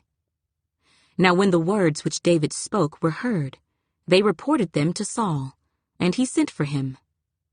Then David said to Saul, "Let no man's heart fail because of him. Your servant will go and fight with this Philistine." And Saul said to David, "You are not able to go against this Philistine to fight with him, for you are a youth, and he a man of war from his youth." But David said to Saul, "Your servant used to keep his father's sheep, and when a lion or a bear came and took a lamb out of the flock, I went out after it and struck it, and delivered the lamb from its mouth. And when it arose against me, I caught it by its beard, and struck and killed it. Your servant has killed both lion and bear, and this uncircumcised Philistine will be like one of them, seeing he has defied the armies of the living God." Moreover, David said, "The Lord, who delivered me from the paw of the lion and from the paw of the bear, he will deliver me from the hand of this Philistine." And Saul said to David, "Go, and the Lord be with you." So Saul clothed David with his armor, and he put a bronze helmet on his head. He also clothed him with a coat of mail. David fastened his sword to his armor and tried to walk, for he had not tested them. And David said to Saul, "I cannot walk with these, for I have not tested them." So David took them off. Then he took his staff in his hand, and he chose for himself 5 smooth stones from the brook, and put them in a shepherd's bag, in a pouch which he had, and his sling was in his hand. And he drew near to the Philistine. So the Philistine came, and began drawing near to David, and the man who bore the shield went before him. And when the Philistine looked about and saw David, he disdained him, for he was only a youth, ruddy and good-looking. So the Philistine said to David, "Am I a dog that you come to me with sticks?" And the Philistine cursed David by his gods. And the Philistine said to David, "Come to me, and I will give your flesh to the birds of the air and the beasts of the field." Then David said to the Philistine, "You come to me with a sword, with a spear, and with a javelin, but I come to you in the name of the Lord of hosts, the God of the armies of Israel, whom you have defied. This day the Lord will deliver you into my hand, and I will strike you and take your head from you. And this day I will give the carcasses of the camp of the Philistines to the birds of the air and the wild beasts of the earth, that all the earth may know that there is a God in Israel. Then all this assembly shall know that the Lord does not save with sword and spear, for the battle is the Lord's, and he will give you into our hands." So it was, when the Philistine arose and came and drew near to meet David, that David hurried and ran toward the army to meet the Philistine. Then David put his hand in his bag and took out a stone, and he slung it and struck the Philistine in his forehead, so that the stone sank into his forehead, and he fell on his face to the earth. So David prevailed over the Philistine with a sling and a stone, and struck the Philistine and killed him. But there was no sword in the hand of David. Therefore David ran and stood over the Philistine, took his sword and drew it out of its sheath, and killed him, and cut off his head with it. And when the Philistines saw that their champion was dead, they fled. Now the men of Israel and Judah arose and shouted, and pursued the Philistines as far as the entrance of the valley and to the gates of Ekron. And the wounded of the Philistines fell along the road to Shaaraim, even as far as Gath and Ekron. Then the children of Israel returned from chasing the Philistines, and they plundered their tents. And David took the head of the Philistine and brought it to Jerusalem, but he put his armor in his tent. When Saul saw David going out against the Philistine, he said to Abner, the commander of the army, "Abner, whose son is this youth?" And Abner said, "As your soul lives, O king, I do not know." So the king said, "Inquire whose son this young man is." Then, as David returned from the slaughter of the Philistine, Abner took him and brought him before Saul with the head of the Philistine in his hand. And Saul said to him, "Whose son are you, young man?" So David answered, "I am the son of your servant Jesse, the Bethlehemite." 1 Samuel, chapter 18. Now when he had finished speaking to Saul, the soul of Jonathan was knit to the soul of David, and Jonathan loved him as his own soul. Saul took him that day, and would not let him go home to his father's house any more. Then Jonathan and David made a covenant, because he loved him as his own soul. And Jonathan took off the robe that was on him, and gave it to David, with his armor, even to his sword and his bow and his belt. So David went out wherever Saul sent him, and behaved wisely. And Saul set him over the men of war, and he was accepted in the sight of all the people, and also in the sight of Saul's servants. Now it had happened, as they were coming home, when David was returning from the slaughter of the Philistine, that the women had come out of all the cities of Israel, singing and dancing, to meet King Saul, with tambourines, with joy, and with musical instruments. So the women sang as they danced, and said, "Saul has slain his thousands, and David his 10,000s. Then Saul was very angry, and the saying displeased him. And he said, "They have ascribed to David 10,000s, and to me they have ascribed only thousands. Now what more can he have but the kingdom?" So Saul eyed David from that day forward. And it happened on the next day that the distressing spirit from God came upon Saul, and he prophesied inside the house. So David played music with his hand, as at other times, but there was a spear in Saul's hand. And Saul cast the spear, for he said, "I will pin David to the wall." But David escaped his presence twice. Now Saul was afraid of David, because the Lord was with him, but had departed from Saul. Therefore Saul removed him from his presence, and made him his captain over 1,000, and he went out and came in before the people. And David behaved wisely in all his ways, and the Lord was with him. Therefore, when Saul saw that he behaved very wisely, he was afraid of him. But all Israel and Judah loved David, because he went out and came in before them. Then Saul said to David, "Here is my older daughter, Merab. I will give her to you as a wife. Only be valiant for me and fight the Lord's battles." For Saul thought, "Let my hand not be against him, but let the hand of the Philistines be against him." So David said to Saul, "Who am I, and what is my life or my father's family in Israel, that I should be son-in-law to the king?" But it happened at the time when Merab, Saul's daughter, should have been given to David, that she was given to Adriel, the Maholathite, as a wife. Now Michal, Saul's daughter, loved David, and they told Saul, and the thing pleased him. So Saul said, "I will give her to him, that she may be a snare to him, and that the hand of the Philistines may be against him."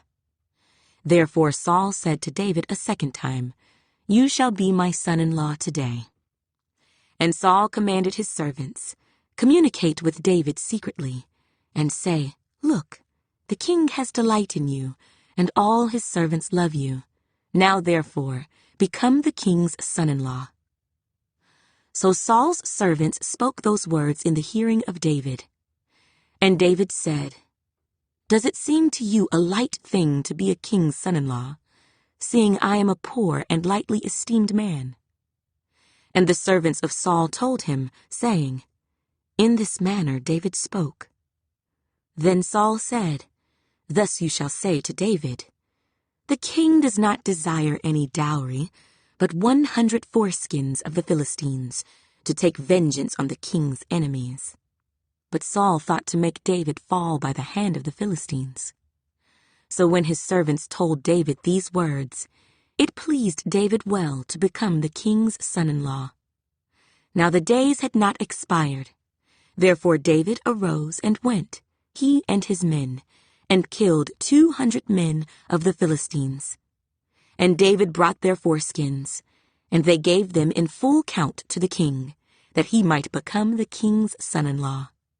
Then Saul gave him Michal, his daughter, as a wife. Thus Saul saw and knew that the Lord was with David, and that Michal, Saul's daughter, loved him. And Saul was still more afraid of David. So Saul became David's enemy continually. Then the princes of the Philistines went out to war, and so it was, whenever they went out, that David behaved more wisely than all the servants of Saul, so that his name became highly esteemed. 1 Samuel, chapter 19. Now Saul spoke to Jonathan his son, and to all his servants, that they should kill David. But Jonathan, Saul's son, delighted greatly in David. So Jonathan told David, saying, "My father Saul seeks to kill you. Therefore, please be on your guard until morning, and stay in a secret place and hide. And I will go out and stand beside my father in the field where you are, and I will speak with my father about you. Then what I observe, I will tell you." Thus Jonathan spoke well of David to Saul his father, and said to him, "Let not the king sin against his servant, against David, because he has not sinned against you, and because his works have been very good toward you. For he took his life in his hands and killed the Philistine, and the Lord brought about a great deliverance for all Israel. You saw it and rejoiced. Why then will you sin against innocent blood, to kill David without a cause?" So Saul heeded the voice of Jonathan, and Saul swore, "As the Lord lives, he shall not be killed." Then Jonathan called David, and Jonathan told him all these things. So Jonathan brought David to Saul, and he was in his presence as in times past. And there was war again, and David went out and fought with the Philistines, and struck them with a mighty blow, and they fled from him. Now the distressing spirit from the Lord came upon Saul as he sat in his house with his spear in his hand. And David was playing music with his hand. Then Saul sought to pin David to the wall with the spear, but he slipped away from Saul's presence, and he drove the spear into the wall. So David fled and escaped that night. Saul also sent messengers to David's house to watch him and to kill him in the morning. And Michal, David's wife, told him, saying, "If you do not save your life tonight, tomorrow you will be killed." So Michal let David down through a window, and he went and fled and escaped. And Michal took an image and laid it in the bed, put a cover of goat's hair for his head, and covered it with clothes. So when Saul sent messengers to take David, she said, "He is sick." Then Saul sent the messengers back to see David, saying, "Bring him up to me in the bed, that I may kill him." And when the messengers had come in, there was the image in the bed, with a cover of goat's hair for his head. Then Saul said to Michal, "Why have you deceived me like this, and sent my enemy away, so that he has escaped?" And Michal answered Saul, "He said to me, 'Let me go. Why should I kill you?'" So David fled and escaped, and went to Samuel at Ramah, and told him all that Saul had done to him. And he and Samuel went and stayed in Naioth. Now it was told Saul, saying, "Take note, David is at Naioth in Ramah."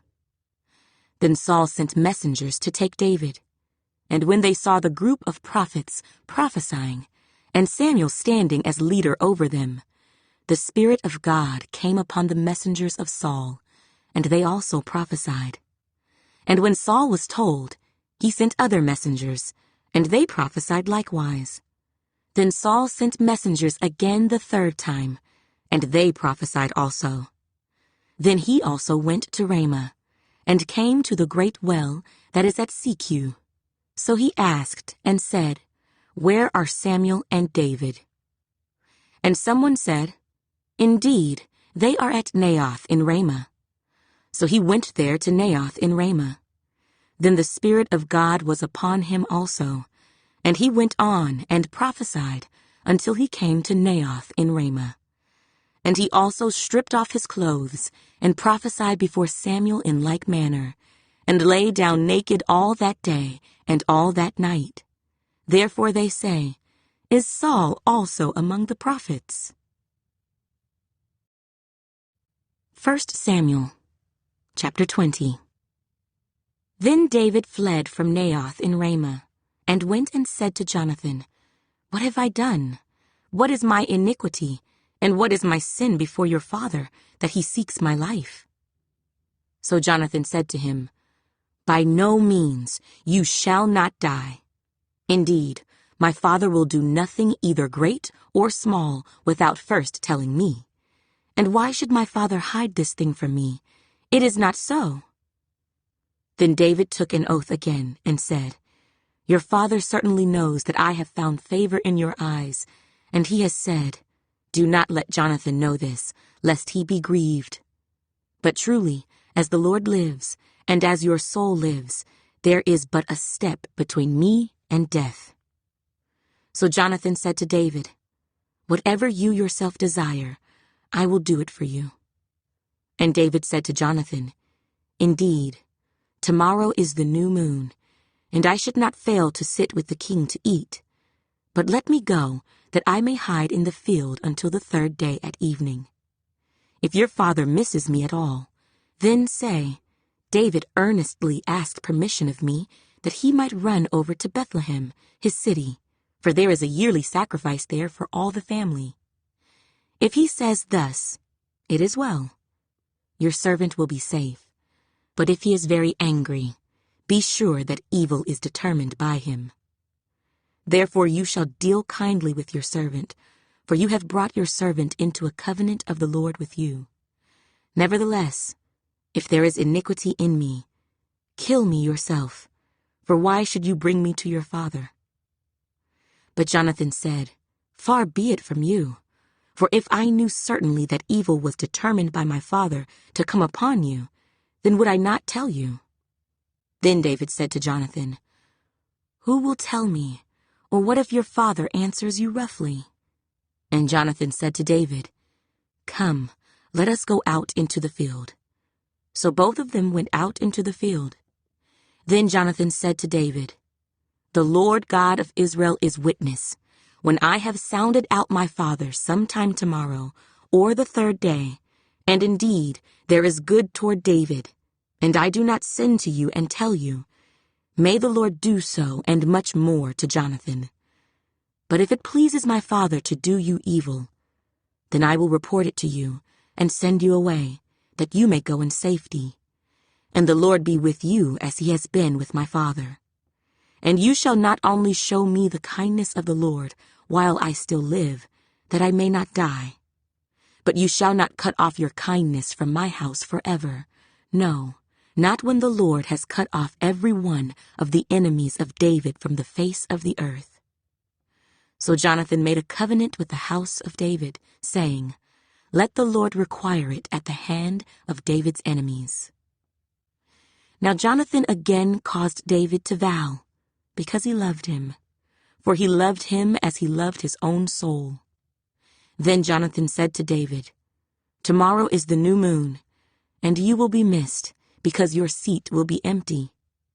And when you have stayed 3 days, go down quickly and come to the place where you hid on the day of the deed, and remain by the stone easel. Then I will shoot 3 arrows to the side, as though I shot at a target. And there I will send a lad, saying, 'Go, find the arrows.' If I expressly say to the lad, 'Look, the arrows are on this side of you.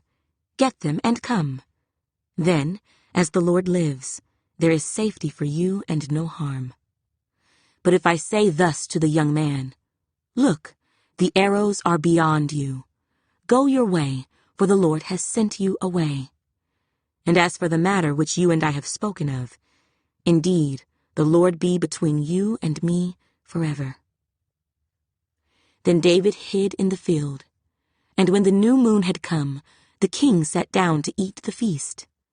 Now the king sat on his seat, as at other times, on a seat by the wall.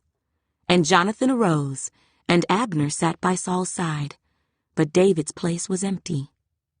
Nevertheless, Saul did not say anything that day, for he thought, "Something has happened to him. He is unclean. Surely he is unclean." And it happened the next day, the 2nd day of the month, that David's place was empty. And Saul said to Jonathan his son, "Why has the son of Jesse not come to eat, either yesterday or today?" So Jonathan answered Saul, "David earnestly asked permission of me to go to Bethlehem, and he said, 'Please let me go, for our family has a sacrifice in the city, and my brother has commanded me to be there. And now, if I have found favor in your eyes, please, let me get away and see my brothers.' Therefore he has not come to the king's table."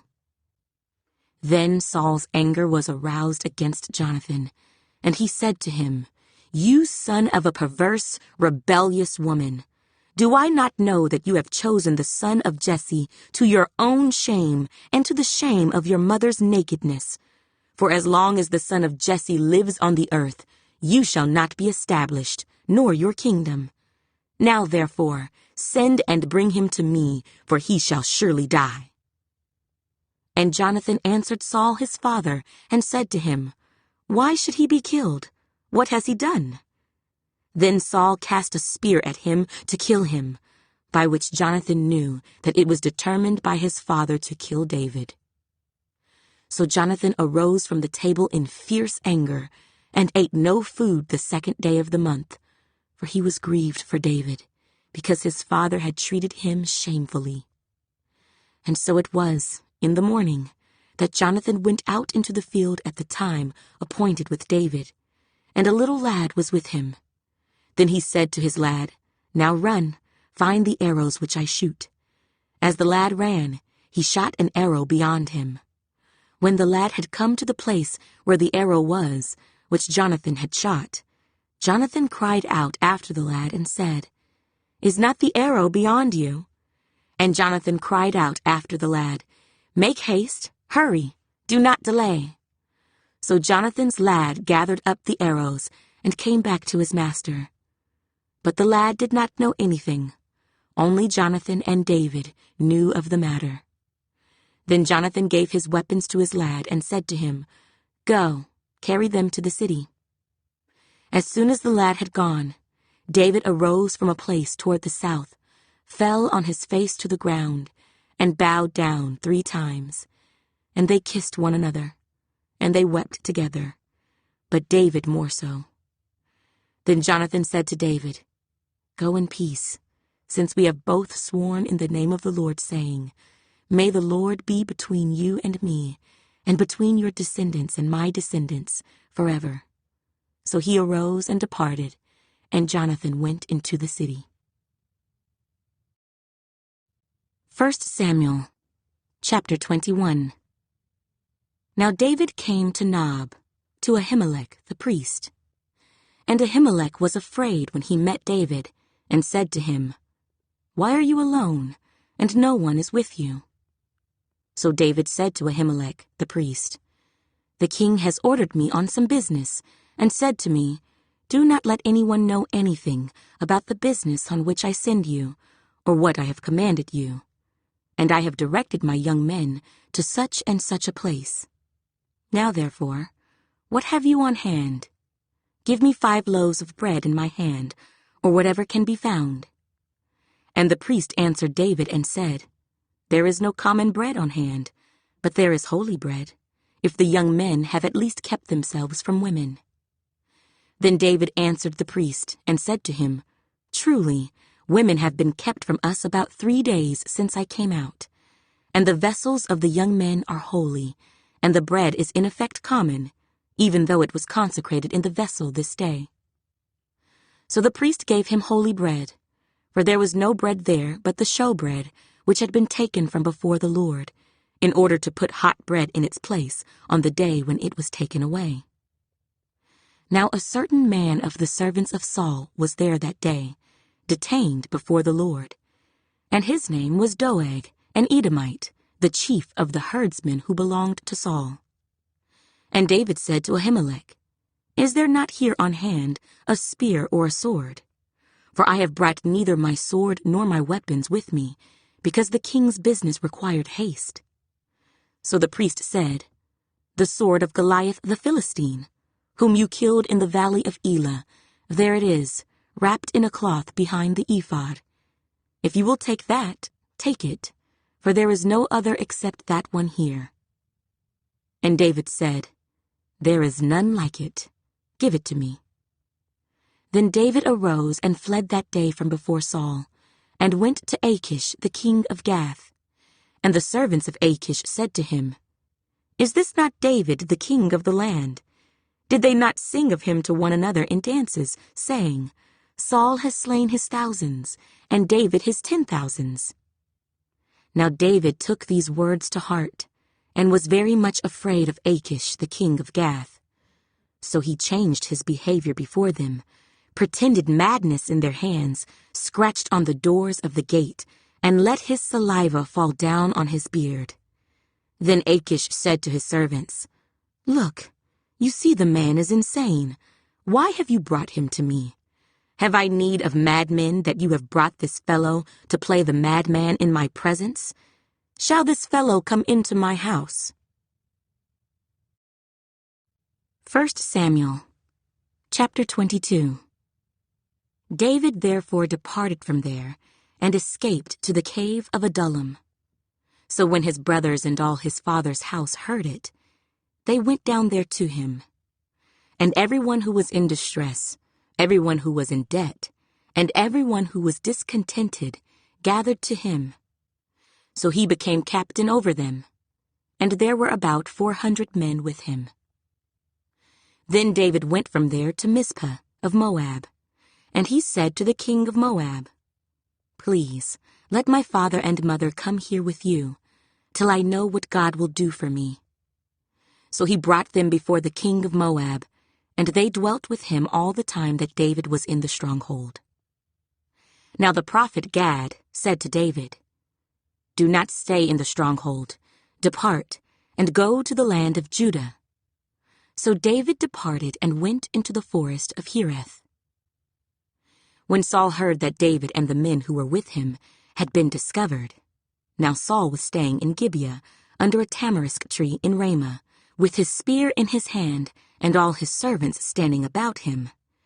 Then Saul said to his servants, who stood about him, "Hear now, you Benjamites. Will the son of Jesse give every one of you fields and vineyards, and make you all captains of thousands and captains of hundreds? All of you have conspired against me, and there is no one who reveals to me that my son has made a covenant with the son of Jesse. And there is not one of you who is sorry for me, or reveals to me that my son has stirred up my servant against me to lie in wait, as it is this day." Then answered Doeg, the Edomite, who was set over the servants of Saul, and said, "I saw the son of Jesse going to Nob, to Ahimelech, the son of Ahitub, and he inquired of the Lord for him, gave him provisions, and gave him the sword of Goliath the Philistine." So the king sent to call Ahimelech the priest, the son of Ahitub, and all his father's house, the priests who were in Nob. And they all came to the king. And Saul said, "Hear now, son of Ahitub." He answered, "Here I am, my lord." Then Saul said to him, "Why have you conspired against me, you and the son of Jesse, in that you have given him bread and a sword, and have inquired of God for him, that he should rise against me, to lie in wait, as it is this day?" So Ahimelech answered the king and said, "And who among all your servants is as faithful as David, who is the king's son-in-law, who goes at your bidding, and is honorable in your house?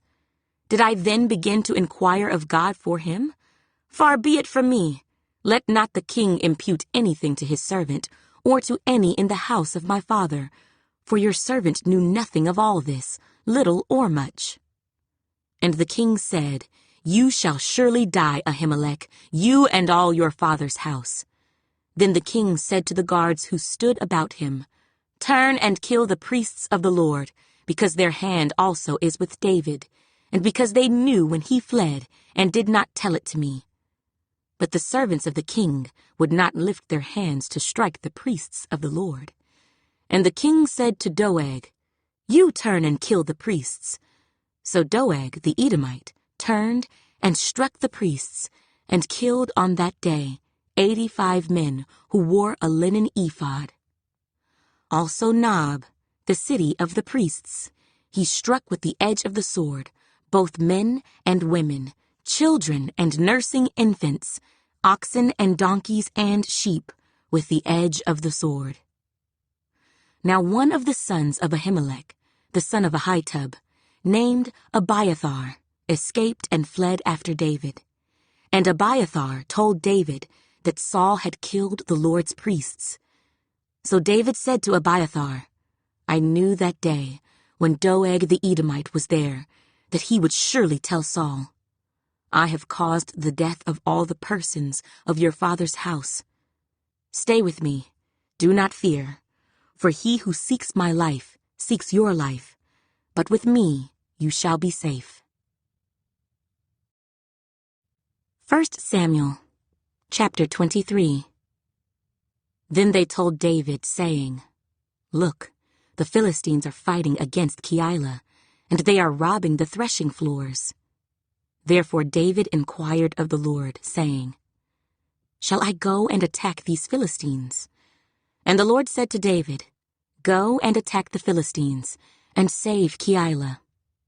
But David's men said to him, "Look, we are afraid here in Judah. How much more than if we go to Keilah against the armies of the Philistines?" Then David inquired of the Lord once again. And the Lord answered him and said, "Arise, go down to Keilah, for I will deliver the Philistines into your hand."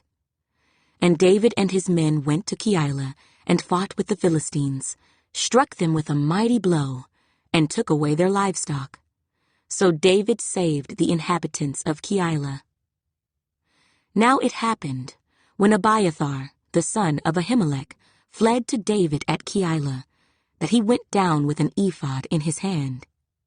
And Saul was told that David had gone to Keilah. So Saul said, God has delivered him into my hand, for he has shut himself in by entering a town that has gates and bars. Then Saul called all the people together for war, to go down to Keilah to besiege David and his men. When David knew that Saul plotted evil against him, he said to Abiathar the priest, Bring the ephod here. Then David said, O Lord, God of Israel, your servant has certainly heard that Saul seeks to come to Keilah to destroy the city for my sake. Will the men of Keilah deliver me into his hand? Will Saul come down, as your servant has heard? O Lord, God of Israel, I pray, tell your servant. And the Lord said, He will come down. Then David said, Will the men of Keilah deliver me and my men into the hand of Saul? And the Lord said, They will deliver you. So David and his men, about 600, arose and departed from Keilah, and went wherever they could go. Then it was told Saul that David had escaped from Keilah, so he halted the expedition. And David stayed in strongholds in the wilderness, and remained in the mountains in the wilderness of Ziph. Saul sought him every day, but God did not deliver him into his hand. So David saw that Saul had come out to seek his life, and David was in the wilderness of Ziph in a forest. Then Jonathan, Saul's son, arose and went to David in the woods, and strengthened his hand in God.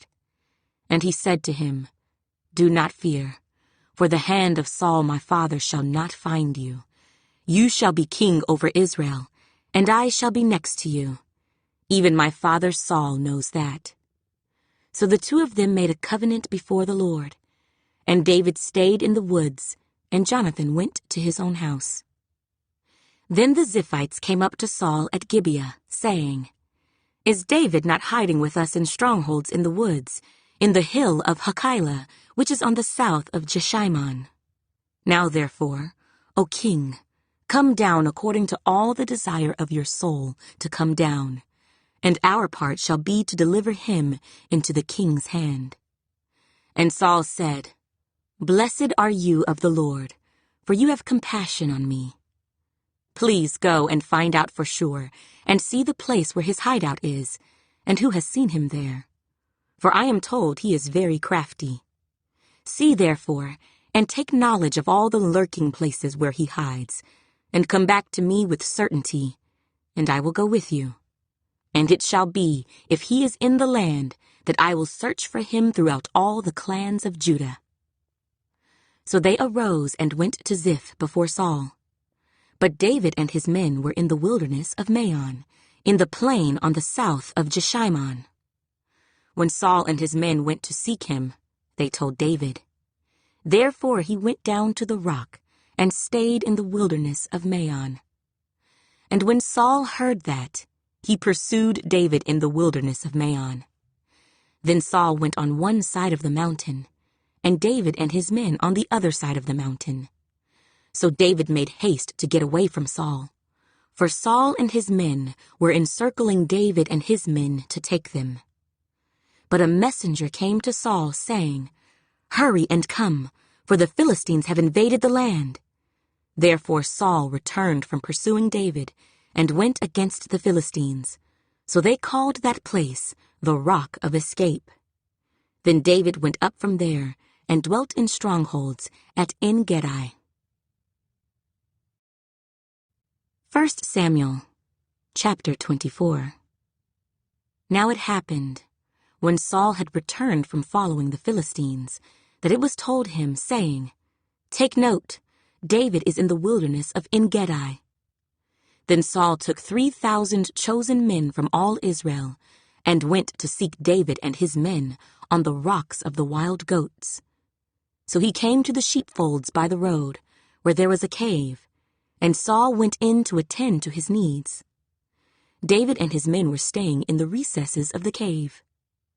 Then the men of David said to him, This is the day of which the Lord said to you, Behold, I will deliver your enemy into your hand, that you may do to him as it seems good to you.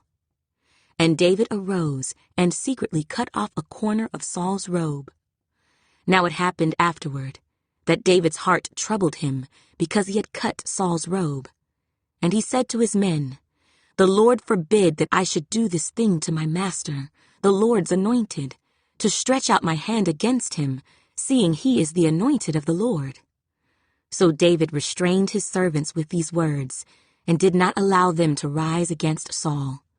And Saul got up from the cave and went on his way. David also arose afterward, went out of the cave, and called out to Saul, saying, "My lord the king." And when Saul looked behind him, David stooped with his face to the earth and bowed down.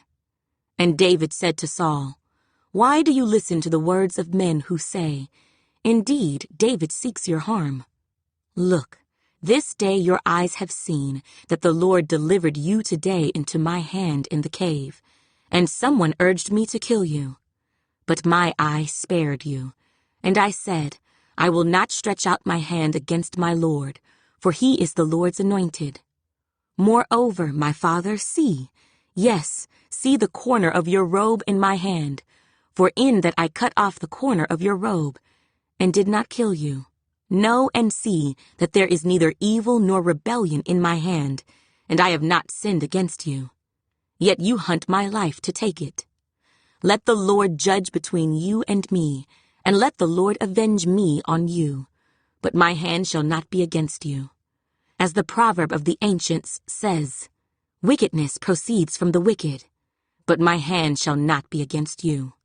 After whom has the king of Israel come out? Whom do you pursue? A dead dog? A flea? Therefore let the Lord be judge, and judge between you and me, and see and plead my case, and deliver me out of your hand." So it was, when David had finished speaking these words to Saul, that Saul said, "Is this your voice, my son David?" And Saul lifted up his voice and wept. Then he said to David, "You are more righteous than I, for you have rewarded me with good, whereas I have rewarded you with evil. And you have shown this day how you have dealt well with me. For when the Lord delivered me into your hand, you did not kill me. For if a man finds his enemy, will he let him get away safely? Therefore may the Lord reward you with good for what you have done to me this day. And now I know indeed that you shall surely be king, and that the kingdom of Israel shall be established in your hand. Therefore swear now to me by the Lord that you will not cut off my descendants after me, and that you will not destroy my name from my father's house." So David swore to Saul, and Saul went home, but David and his men went up to the stronghold. 1 Samuel Chapter 25. Then Samuel died, and the Israelites gathered together and lamented for him, and buried him at his home in Ramah. And David arose and went down to the wilderness of Paran. Now there was a man in Maon whose business was in Carmel, and the man was very rich. He had 3,000 sheep and 1,000 goats, and he was shearing his sheep in Carmel. The name of the man was Nabal, and the name of his wife Abigail. And she was a woman of good understanding and beautiful appearance. But the man was harsh and evil in his doings. He was of the house of Caleb. When David heard in the wilderness that Nabal was shearing his sheep, David sent 10 young men, and David said to the young men, "Go up to Carmel, go to Nabal, and greet him in my name. And thus you shall say to him who lives in prosperity, Peace be to you, peace to your house, and peace to all that you have. Now I have heard that you have shearers. Your shepherds were with us, and we did not hurt them, nor was there anything missing from them all the while they were in Carmel. Ask your young men, and they will tell you. Therefore let my young men find favor in your eyes, for we come on a feast day. Please, give whatever comes to your hand to your servants and to your son David." So when David's young men came, they spoke to Nabal according to all these words, in the name of David, and waited. Then Nabal answered David's servants and said, "Who is David? And who is the son of Jesse? There are many servants nowadays who break away each one from his master. Shall I then take my bread and my water and my meat that I have killed for my shearers and give it to men when I do not know where they are from?" So David's young men turned on their heels and went back, and they came and told him all these words. Then David said to his men, "Every man gird on his sword." So every man girded on his sword, and David also girded on his sword. And about 400 men went with David, and 200 stayed with the supplies. Now one of the young men told Abigail, Nabal's wife, saying, "Look, David sent messengers from the wilderness to greet our master, and he reviled them. But the men were very good to us, and we were not hurt, nor did we miss anything as long as we accompanied them when we were in the fields. They were a wall to us both by night and day, all the time we were with them keeping the sheep. Now therefore, know and consider what you will do, for harm is determined against our master and against all his household, for he is such a scoundrel that one cannot speak to him." Then Abigail made haste and took 200 loaves of bread, 2 skins of wine, 5 sheep already dressed, 5 seahs of roasted grain, 100 clusters of raisins, and 200 cakes of figs, and loaded them on donkeys. And she said to her servants, "Go on before me. See, I am coming after you." But she did not tell her husband Nabal. So it was, as she rode on the donkey, that she went down under cover of the hill, and there were David and his men, coming down toward her, and she met them.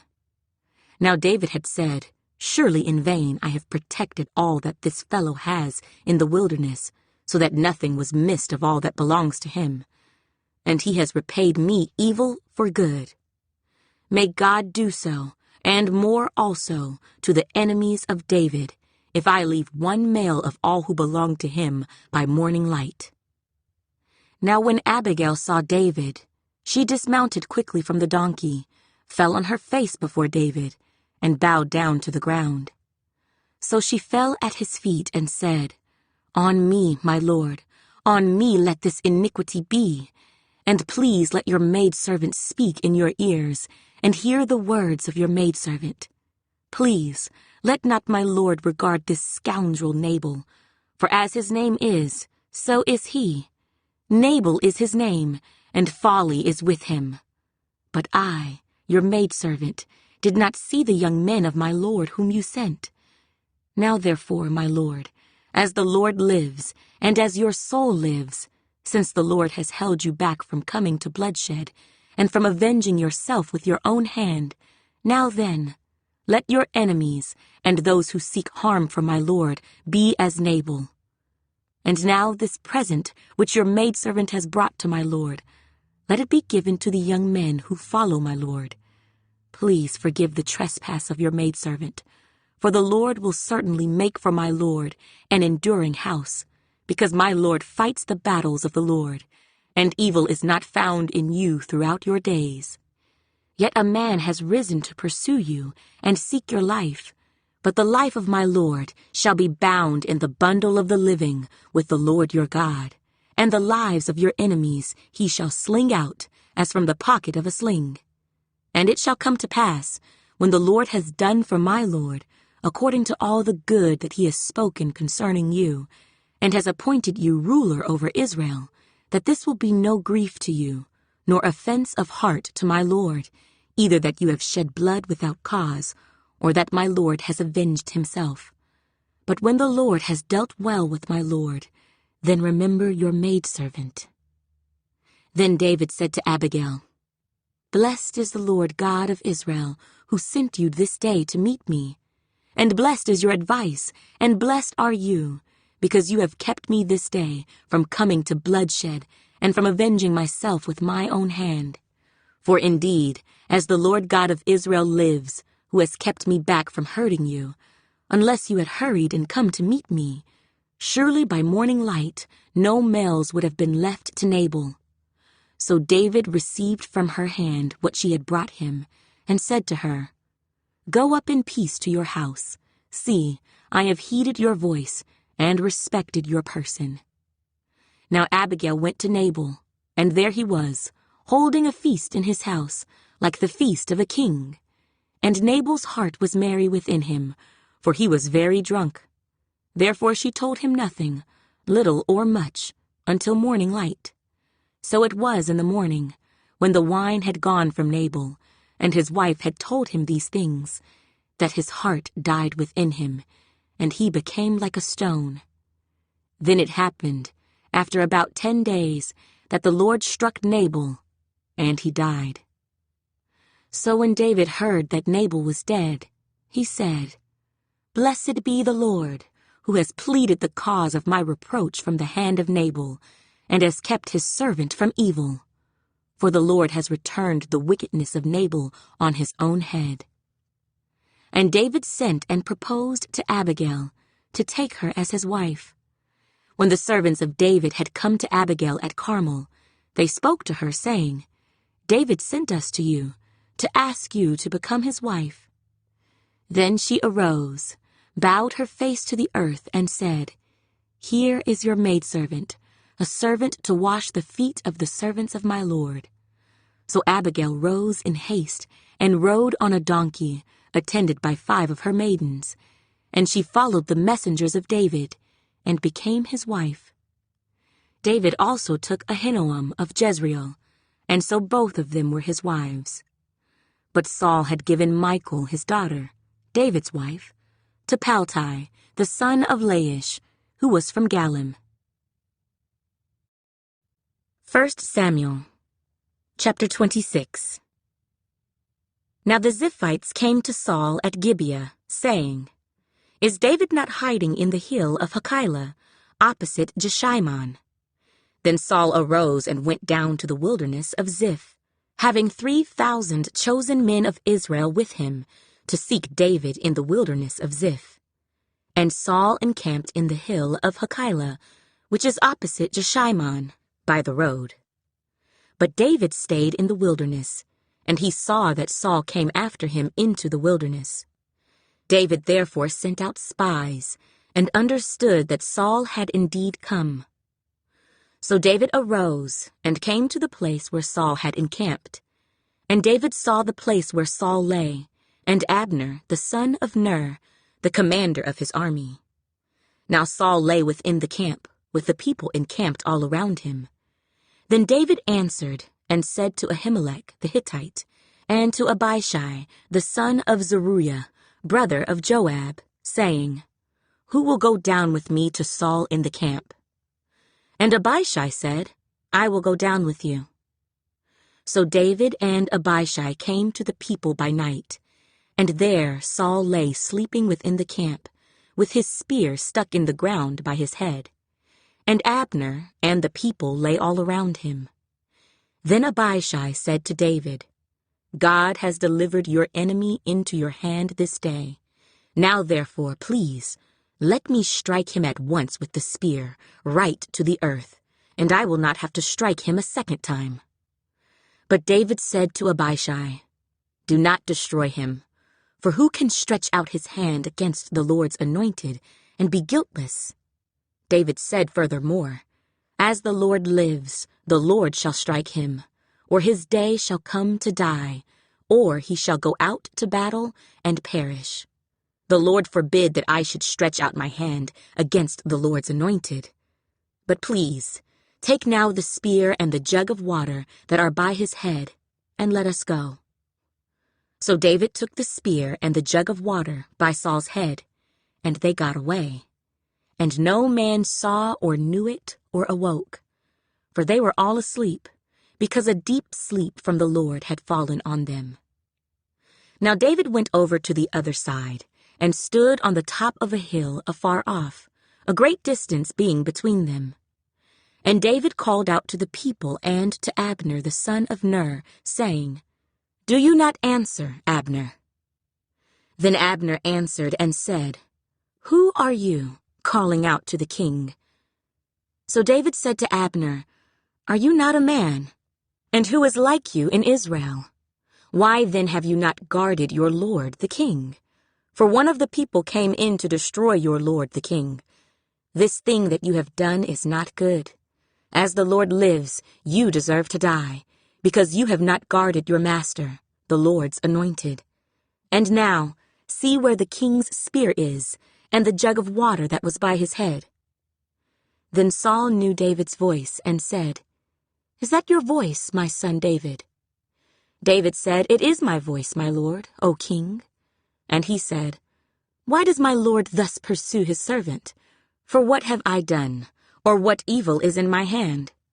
Now therefore, please, let my lord the king hear the words of his servant. If the Lord has stirred you up against me, let him accept an offering. But if it is the children of men, may they be cursed before the Lord, for they have driven me out this day from sharing in the inheritance of the Lord, saying, 'Go, serve other gods.' So now, do not let my blood fall to the earth before the face of the Lord. For the king of Israel has come out to seek a flea, as when one hunts a partridge in the mountains." Then Saul said, "I have sinned. Return, my son David, for I will harm you no more, because my life was precious in your eyes this day. Indeed, I have played the fool and erred exceedingly." And David answered and said, "Here is the king's spear. Let one of the young men come over and get it. May the Lord repay every man for his righteousness and his faithfulness. For the Lord delivered you into my hand today, but I would not stretch out my hand against the Lord's anointed. And indeed, as your life was valued much this day in my eyes, so let my life be valued much in the eyes of the Lord, and let him deliver me out of all tribulation." Then Saul said to David, "May you be blessed, my son David. You shall both do great things and also still prevail." So David went on his way, and Saul returned to his place. 1 Samuel, chapter 27.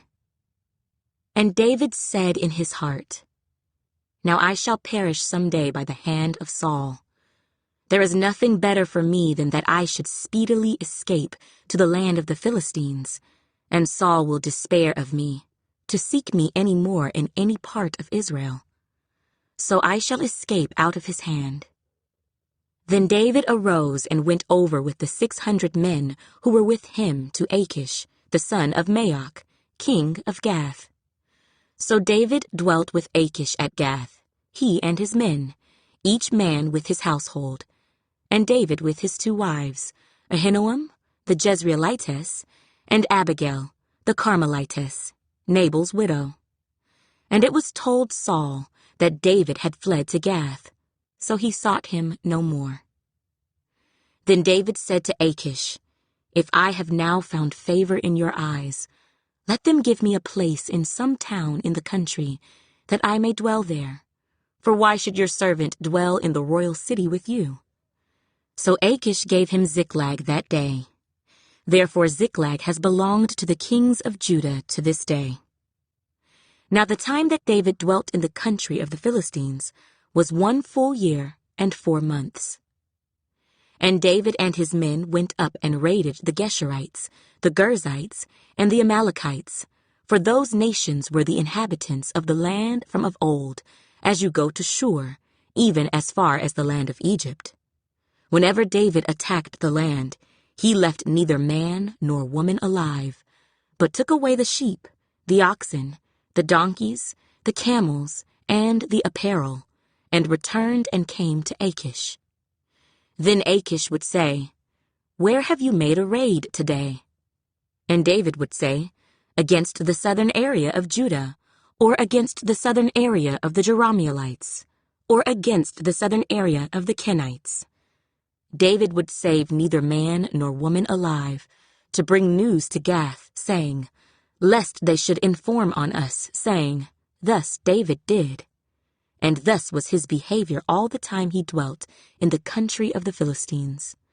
So Achish believed David, saying, "He has made his people Israel utterly abhor him. Therefore he will be my servant forever. 1 Samuel, chapter 28. Now it happened in those days that the Philistines gathered their armies together for war, to fight with Israel. And Achish said to David, "You assuredly know that you will go out with me to battle, you and your men." So David said to Achish, "Surely you know what your servant can do." And Achish said to David, "Therefore I will make you one of my chief guardians forever." Now Samuel had died, and all Israel had lamented for him and buried him in Ramah, in his own city. And Saul had put the mediums and the spiritists out of the land. Then the Philistines gathered together and came and encamped at Shunem. So Saul gathered all Israel together, and they encamped at Gilboa. When Saul saw the army of the Philistines, he was afraid, and his heart trembled greatly. And when Saul inquired of the Lord did not answer him, either by dreams or by Urim, or by the prophets. Then Saul said to his servants, "Find me a woman who is a medium, that I may go to her and inquire of her." And his servants said to him, "In fact, there is a woman who is a medium at Endor." So Saul disguised himself and put on other clothes, and he went, and 2 men with him. And they came to the woman by night. And he said, "Please conduct a séance for me, and bring up for me the one I shall name to you." Then the woman said to him, "Look, you know what Saul has done, how he has cut off the mediums and the spiritists from the land. Why then do you lay a snare for my life, to cause me to die?" And Saul swore to her by the Lord, saying, "As the Lord lives, no punishment shall come upon you for this thing." Then the woman said, "Whom shall I bring up for you?" And he said, "Bring up Samuel for me." When the woman saw Samuel, she cried out with a loud voice. And the woman spoke to Saul, saying, "Why have you deceived me? For you are Saul." And the king said to her, "Do not be afraid. What did you see?" And the woman said to Saul, "I saw a spirit ascending out of the earth." So he said to her, "What is his form?" And she said, "An old man is coming up, and he is covered with a mantle." And Saul perceived that it was Samuel, and he stooped with his face to the ground, and bowed down. Now Samuel said to Saul, "Why have you disturbed me by bringing me up?"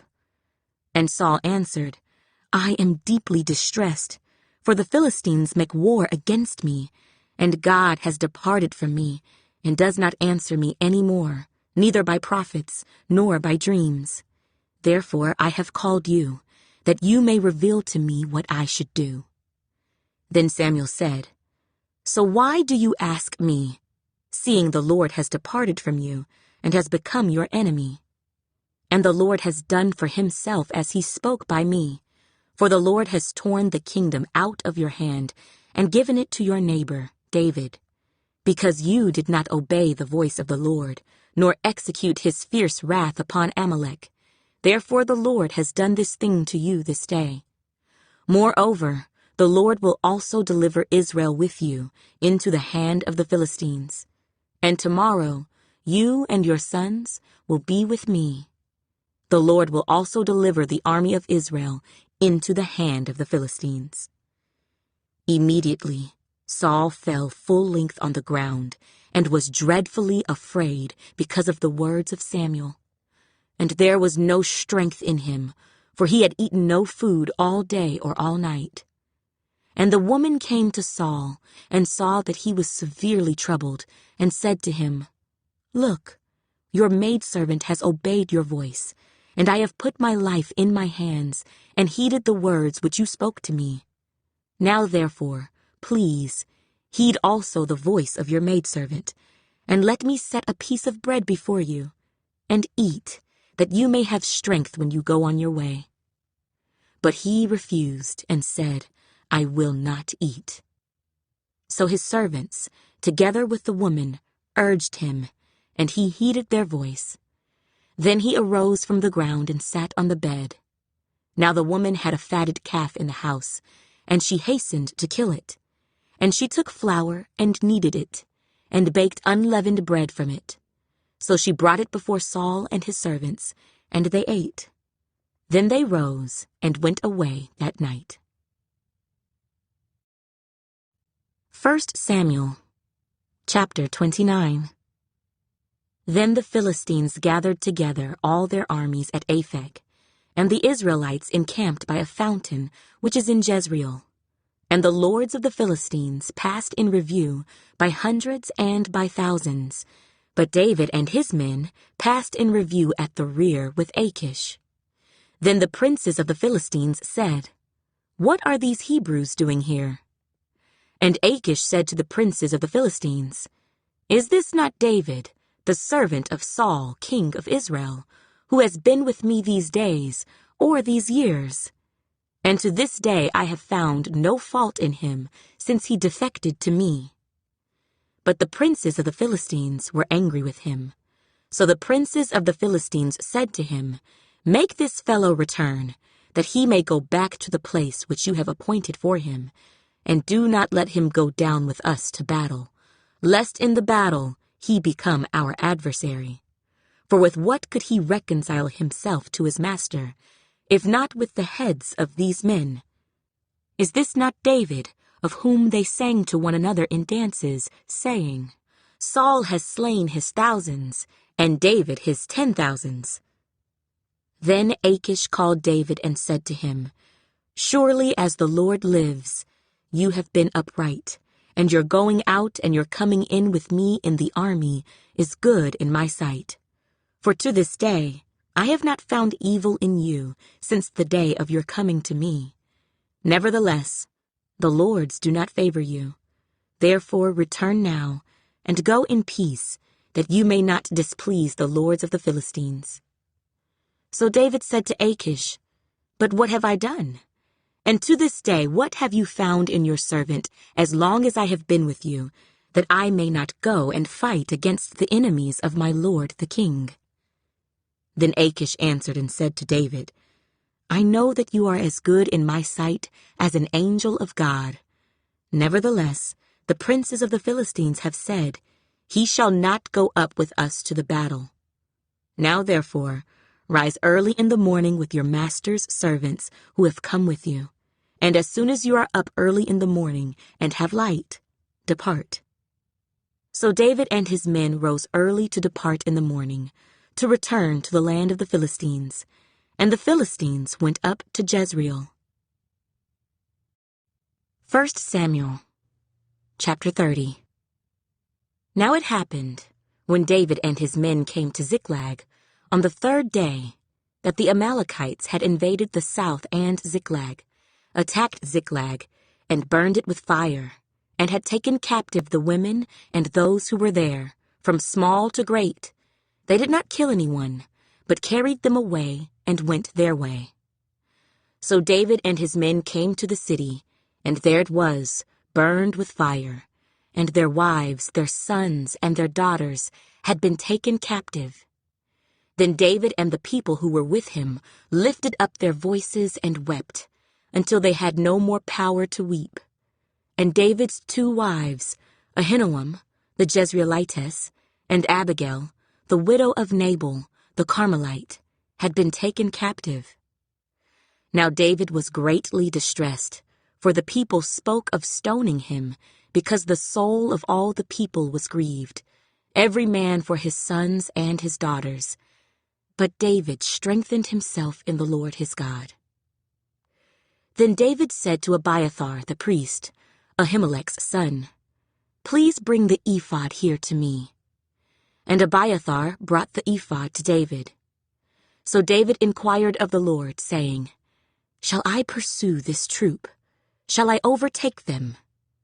And he answered him, "Pursue, for you shall surely overtake them, and without fail recover all." So David went, he and the 600 men who were with him, and came to the brook Besor, where those stayed who were left behind. But David pursued, he and 400 men, for 200 stayed behind, who were so weary that they could not cross the brook Besor. Then they found an Egyptian in the field, and brought him to David. And they gave him bread, and he ate, and they let him drink water. And they gave him a piece of a cake of figs, and 2 clusters of raisins. So when he had eaten, his strength came back to him, for he had eaten no bread nor drunk water for 3 days and 3 nights. Then David said to him, "To whom do you belong, and where are you from?" And he said, "I am a young man from Egypt, servant of an Amalekite, and my master left me behind, because 3 days ago I fell sick. We made an invasion of the southern area of the Kerethites, in the territory which belongs to Judah, and of the southern area of Caleb, and we burned Ziklag with fire." And David said to him, "Can you take me down to this troop?" So he said, "Swear to me by God that you will neither kill me, nor deliver me into the hands of my master, and I will take you down to this troop." And when he had brought him down, there they were, spread out over all the land, eating and drinking and dancing, because of all the great spoil which they had taken from the land of the Philistines, and from the land of Judah. Then David attacked them from twilight until the evening of the next day. Not a man of them escaped, except 400 young men, who rode on camels and fled. So David recovered all that the Amalekites had carried away, and David rescued his 2 wives. And nothing of theirs was lacking, either small or great, sons or daughters, spoil or anything which they had taken from them. David recovered all. Then David took all the flocks and herds they had driven before those other livestock, and said, "This is David's spoil." Now David came to the 200 men, who had been so weary that they could not follow David, whom they also had made to stay at the brook Besor. So they went out to meet David, and to meet the people who were with him. And when David came near the people, he greeted them. Then all the wicked and worthless men of those who went with David answered and said, "Because they did not go with us, we will not give them any of the spoil that we have recovered, except for every man's wife and children, that they may lead them away and depart." But David said, "My brethren, you shall not do so with what the Lord has given us, who has preserved us and delivered into our hand the troop that came against us.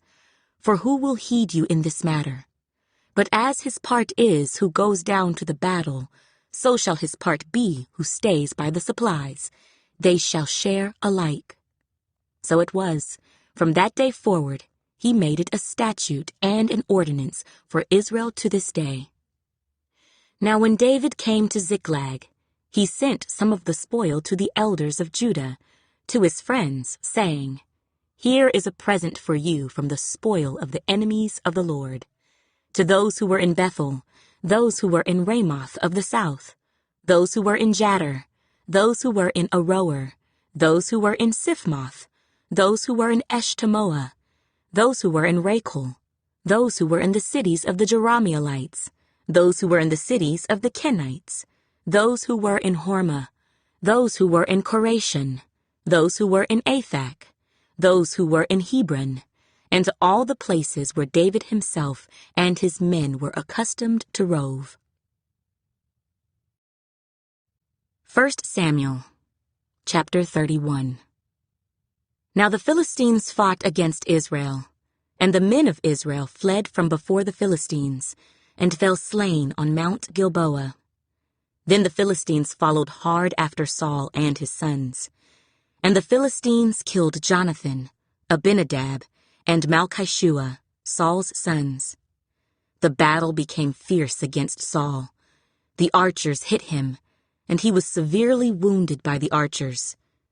Then Saul said to his armor-bearer, "Draw your sword, and thrust me through with it, lest these uncircumcised men come and thrust me through and abuse me." But his armor-bearer would not, for he was greatly afraid. Therefore Saul took a sword and fell on it. And when his armor-bearer saw that Saul was dead, he also fell on his sword and died with him. So Saul, his 3 sons, his armor-bearer, and all his men died together that same day. And when the men of Israel, who were on the other side of the valley, and those who were on the other side of the Jordan, saw that the men of Israel had fled, and that Saul and his sons were dead, they forsook the cities and fled, and the Philistines came and dwelt in them. So it happened the next day, when the Philistines came to strip the slain, that they found Saul and his 3 sons fallen on Mount Gilboa. And they cut off his head and stripped off his armor, and sent word throughout the land of the Philistines to proclaim it in the temple of their idols and among the people. Then they put his armor in the temple of the Ashtoreths, and they fastened his body to the wall of Bethshan. Now when the inhabitants of Jabesh-Gilead heard what the Philistines had done to Saul, all the valiant men arose and traveled all night, and took the body of Saul and the bodies of his sons from the wall of Bethshan. And they came to Jabesh and burned them there. Then they took their bones and buried them under the tamarisk tree at Jabesh, and fasted 7 days.